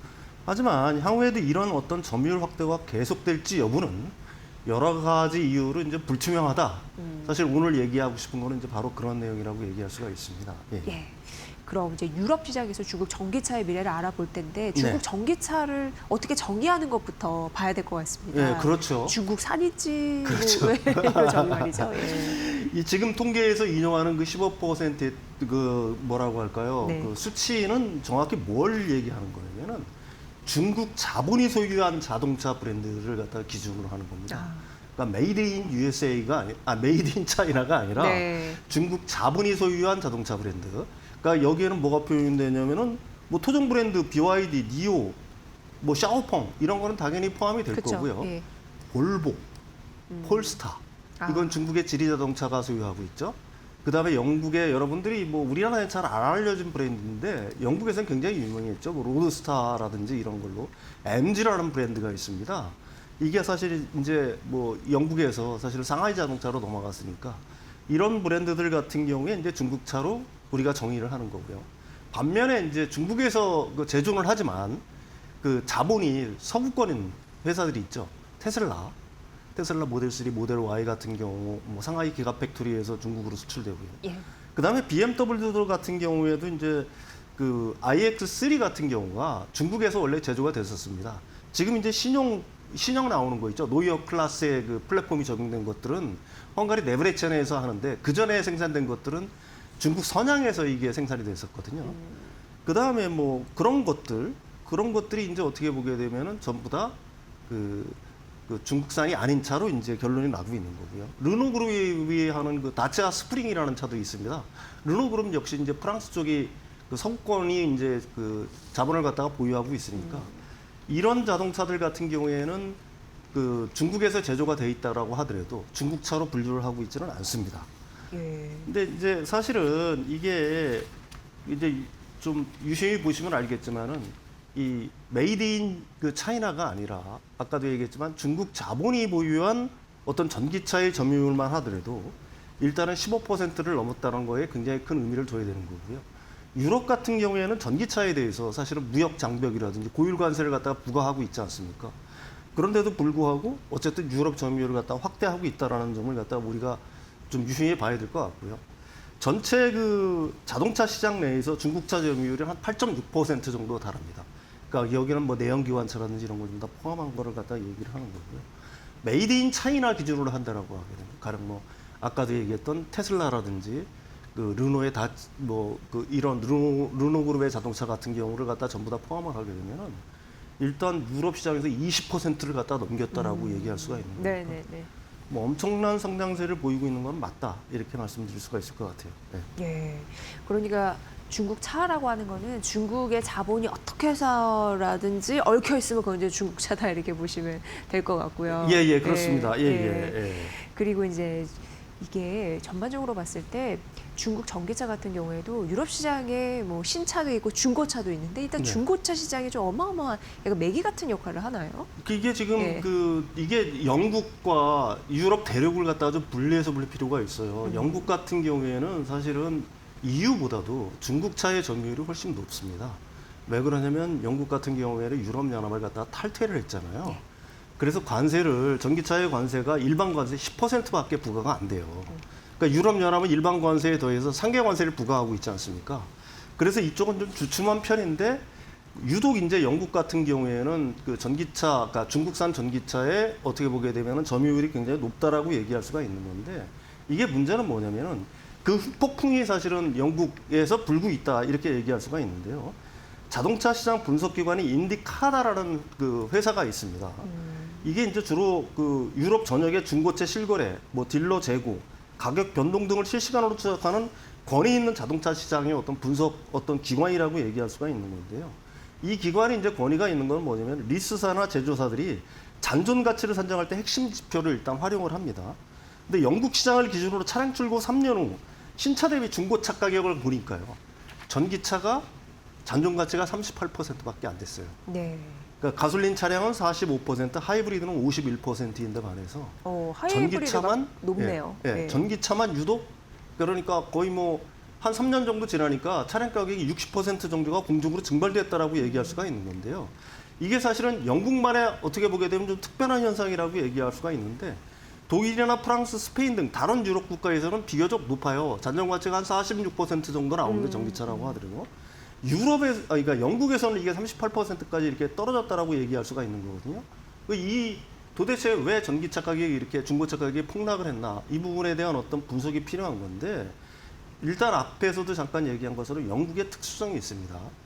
유럽연합을 탈퇴 있죠. 그래서 여기는 10% 관세만 부과하기 때문에 이 중국 전기차들이 엄청나게 들어왔다는 게 첫 번째이고요.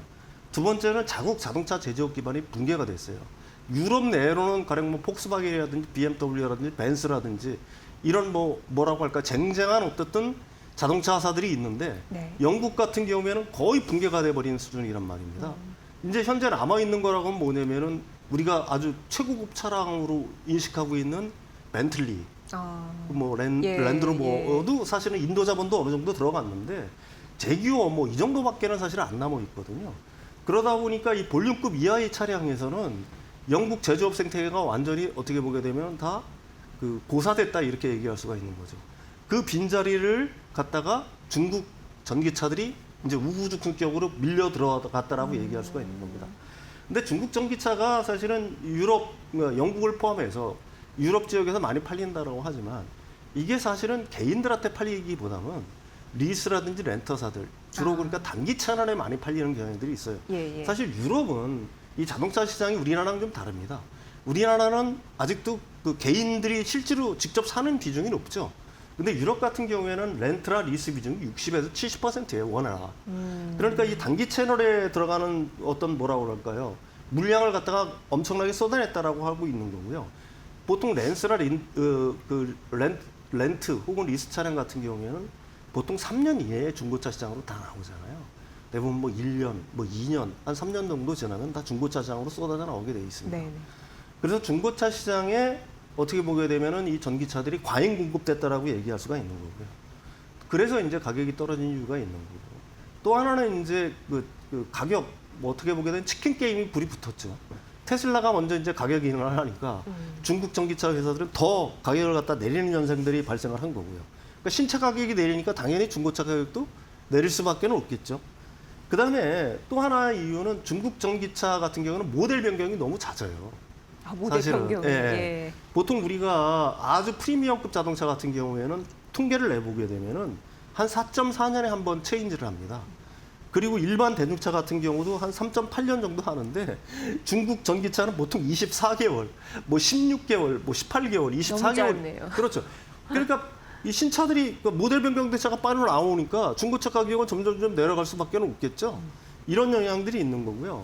그래서 결과가 어떤 식으로 나타나고 있냐면 결국은 소비자들의 어떤 타격이 있을 수밖에 없겠죠. 내가 전기차를 이 차를 샀을 때는 사실 3년 뒤에 팔 때 적어도 한 50% 정도 잔존 가치는 남을 거라고 생각했는데 실제로 38%밖에 안 되니까 소비자들은 엄청난 손해를 보는 거고요. 또 하나는 리스사들도 손해를 보겠죠. 그러니까 리스사는 잔존 가치를 포함해서 월 리스를 책정하지 않습니까?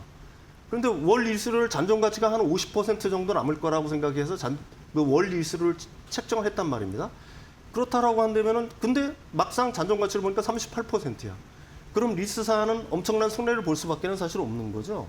그래서 유럽 특히 영국 시장에서는 리스 업계의 어떤 대반격이 시작되고 있는 건데요.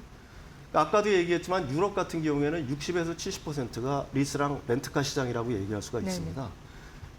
특히 이제 대표적인 리스 회사로는 아발이라든지 뭐 리스플랜 같은 회사를 갖다가 들 수가 있는데요. 이 회사들 같은 경우에는 이 전체 전기차의 월 리스를 갖다가 올렸습니다. 그래야지만 잔존 가치가 내려가도 중고차 가격이 급락을 하더라도 자신들이 손해를 안 보니까요. 이게 첫 번째 부작용이고요. 두 번째로는 실제로 잔존 가치 예측이 불가능하고 서비스망이 부실한 중국 전기차의 리스 인수 거부 또는 중단을 해버렸어요. 그러니까 리스를 중국 전기차는 리스를 갖다가 시행을 안 하는 현상들이 벌어지고 있다는 얘기라고 얘기할 수가 있는 거죠. 그러니까 결론적으로 얘기하게 되면은 뭐 잔존 가치 38%라는 건 이건 말이 안 되는 수치지 않습니까? 그렇죠. 그런데 이런 어떤 그 뭐라고 할까요? 중고차의 어떤 폭락을 만든 가장 중요한 원인 중에 하나가 결국은 중국 전기차의 무리한 저가 민원의가 과잉 공급 때문이다. 이런 식으로 이제 아까 그 인디카타가 그렇게 결론을 내리고 있는 겁니다. 예. 네. 사실 뭐 여러 가지 데이터를 우리가 느껴봤지만 중국이 괄복할 만한 성장을 하지는 않는 것으로 보여요. 근데 이게 자초했다라고 좀 느껴지거든요. 네네네. 평론가님 말씀해 주신 여러 가지 이런 부분을 들어보면 자기 함정에 스스로 빠진 거잖아요. 네, 그렇습니다. 어떻게 보십니까? 그래서 사실은 이게 아까는 이제 주로 이제 영국 쪽에 관련된 어떤 그 리서치 결과라고 얘기할 수 있다면은 우리가 이제 그 자동차의 왕국이라고 하고는 독일 시장의 어떤 흐름을 갖다가 좀 유심히 볼 필요가 있어요. 독일 DAT 리포트 2026이라는 게 나왔는데요. 이 DAT 리포트라는 게 그 자동차 데이터 분석 기관 DAT가 내는 보고서라고 얘기할 수가 있는 겁니다. 그 중에 한 챕터가 뭐냐면은 인지도 함정에 빠진 중국 제조사. 바로 이런 내용이거든요. 결국은 제목도 이제, 저렇게 지었네요. 네, 제목이 그 한 챕터의 제목이 그렇습니다. 예. 구체적으로 얘기하면 뭐냐면 도로에서 눈에 띄기는 시작했어요, 중국 차들이. 근데 실제 타본 경험을 가진 사람은 많지 않았다.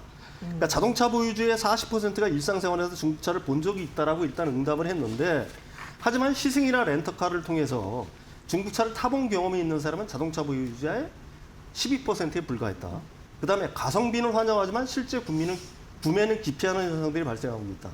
결국은 이제 중국 전기차들이 들어오면서 시장 가격을 좀 낮추는 효과는 있겠죠. 일종의 매교 효과는 있다라고 보는 건데 그래서 신차 구매자의 74%는 중국 브랜드 진입으로 선택의 폭이 넓어지고 가격 혜택을 볼 수 있다는 점에서 긍정적으로 일단 평가는 했어요.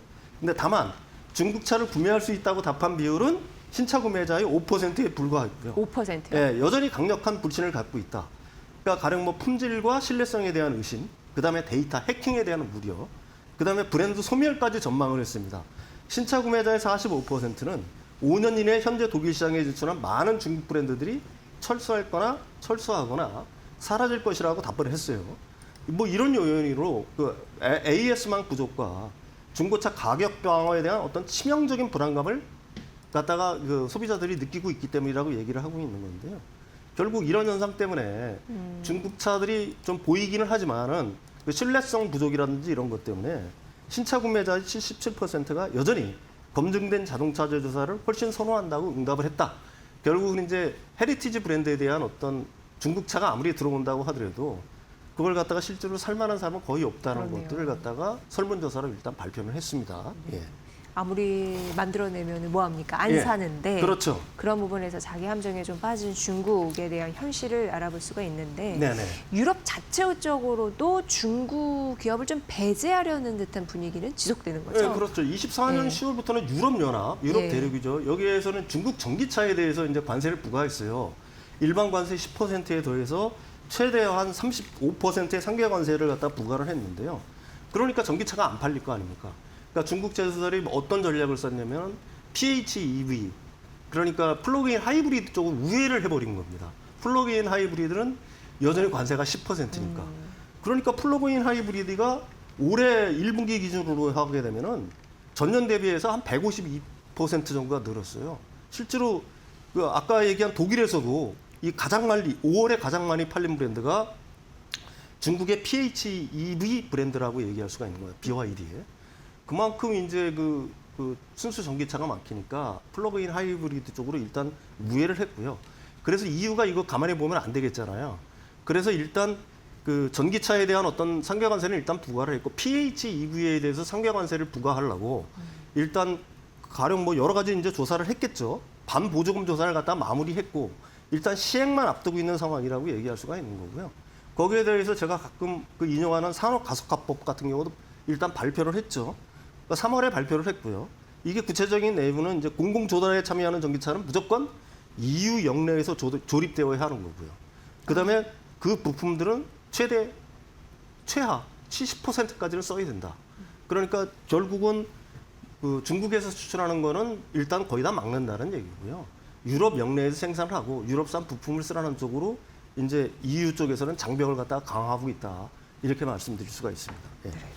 평론가님 보기에 중국 전기차 가능하지 않을 것 같죠?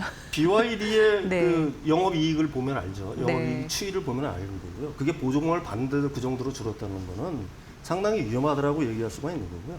사실 중국의 자동차 전체 생산 능력이 5,500만 대랍니다. 우리로서 상상이 안 가는 만큼 생산을 하는 건데, 근데 이게 실제 중국 그 대륙 내부에서 소화 가능한 거는 한 2,300만 대예요.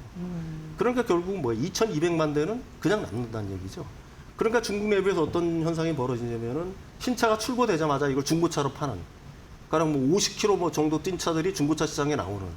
그래서 중국의 이 유럽에서 벌어지는 것처럼 이미 중국에서는 중국 전기차 그 중고차가 거의 뭐 헐값이 되어가고 있는 거죠. 네. 아까도 얘기했지만 너무 과잉 생산을 하기 때문에, 그래서 이런 걸 갖다가 막기 위해서 이제 출구로 사실은 이런 어떤 가동률을 갖다가 높이려고 하게 되면은 결국은 해외 수출밖에는 사실은 없는 거지 않습니까?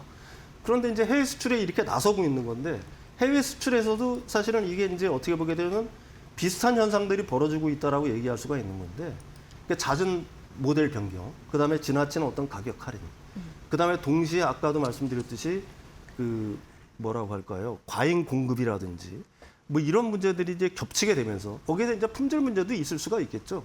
중고차 가격이 이제 급락하는 현상들이 아까 영국에서 보는 것처럼 그런 식으로 반복적으로 유럽 영내에서도 나타나고 있는 거고요.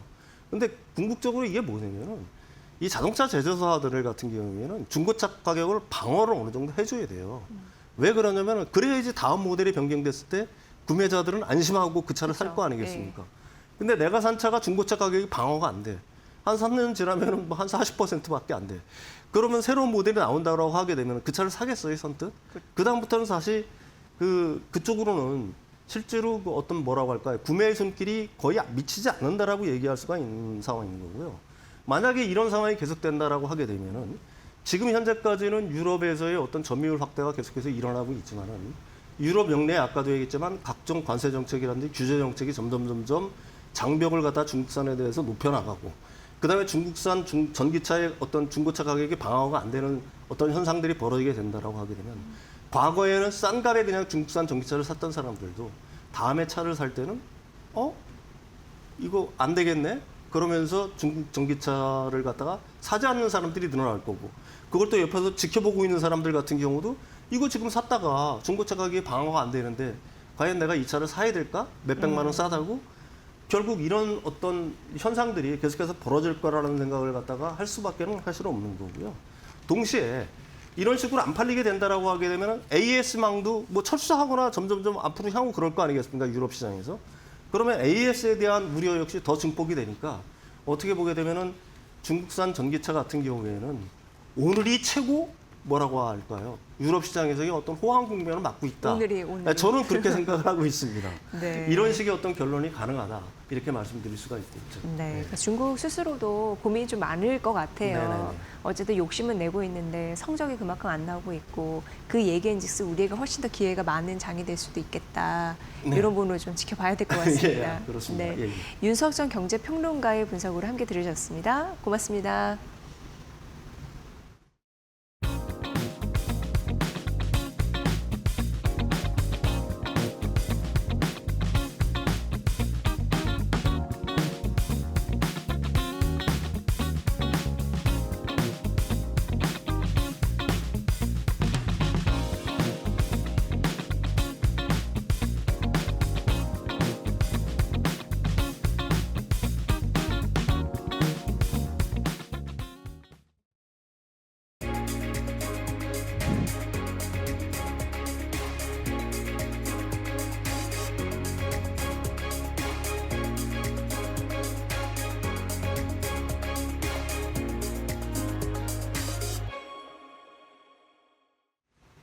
주요 증시 일정과 특징 종목 살펴보는 마켓 캘린더 시간입니다. 먼저 한 주의 시작인 월요일인 만큼 오늘 어떤 일정들 이번 주에 준비되어 있는지 살펴보겠습니다. 일단 오늘 레메디 기업이 신규 상장됐고요. 또 내일은 현지 시간으로 16일에 14일에 미국의 JP 모건 체이스, 골드만삭스, 시티그룹 같은 대형 금융 기업들의 실적이 나올 예정입니다. 또 15일에는 바이오 아시아 대만 2016이 열리는데 우리 기업으로 코오롱 생명과학이 참가할 예정이고요. 또 세계 1위 반도체 기업이죠. ASML의 실적 발표가 예정되어 있습니다. 16일에는 한국은행이 금융통화위원회를 진행할 예정이고 대만 TSMC 실적 발표 또 가이던스에도 시장의 시선이 주목되고 있습니다. 그렇다면 오늘 신규 상장한 종목 어떤 종목인지 살펴보겠습니다. 일단 레메디는 간단하게 말하면 의료용 기기 제조업체 기업인데요. 그 안에서도 디지털 엑스레이 영상 장치를 전문으로 하고 있습니다. 단순히 병원에만 납품하는 게 아니라 소형화 엑스선 발생 기술을 갖고 있기 때문에 현재는 휴대용 엑스레이 시스템에 좀 주목을 하고 있는 기업이고요.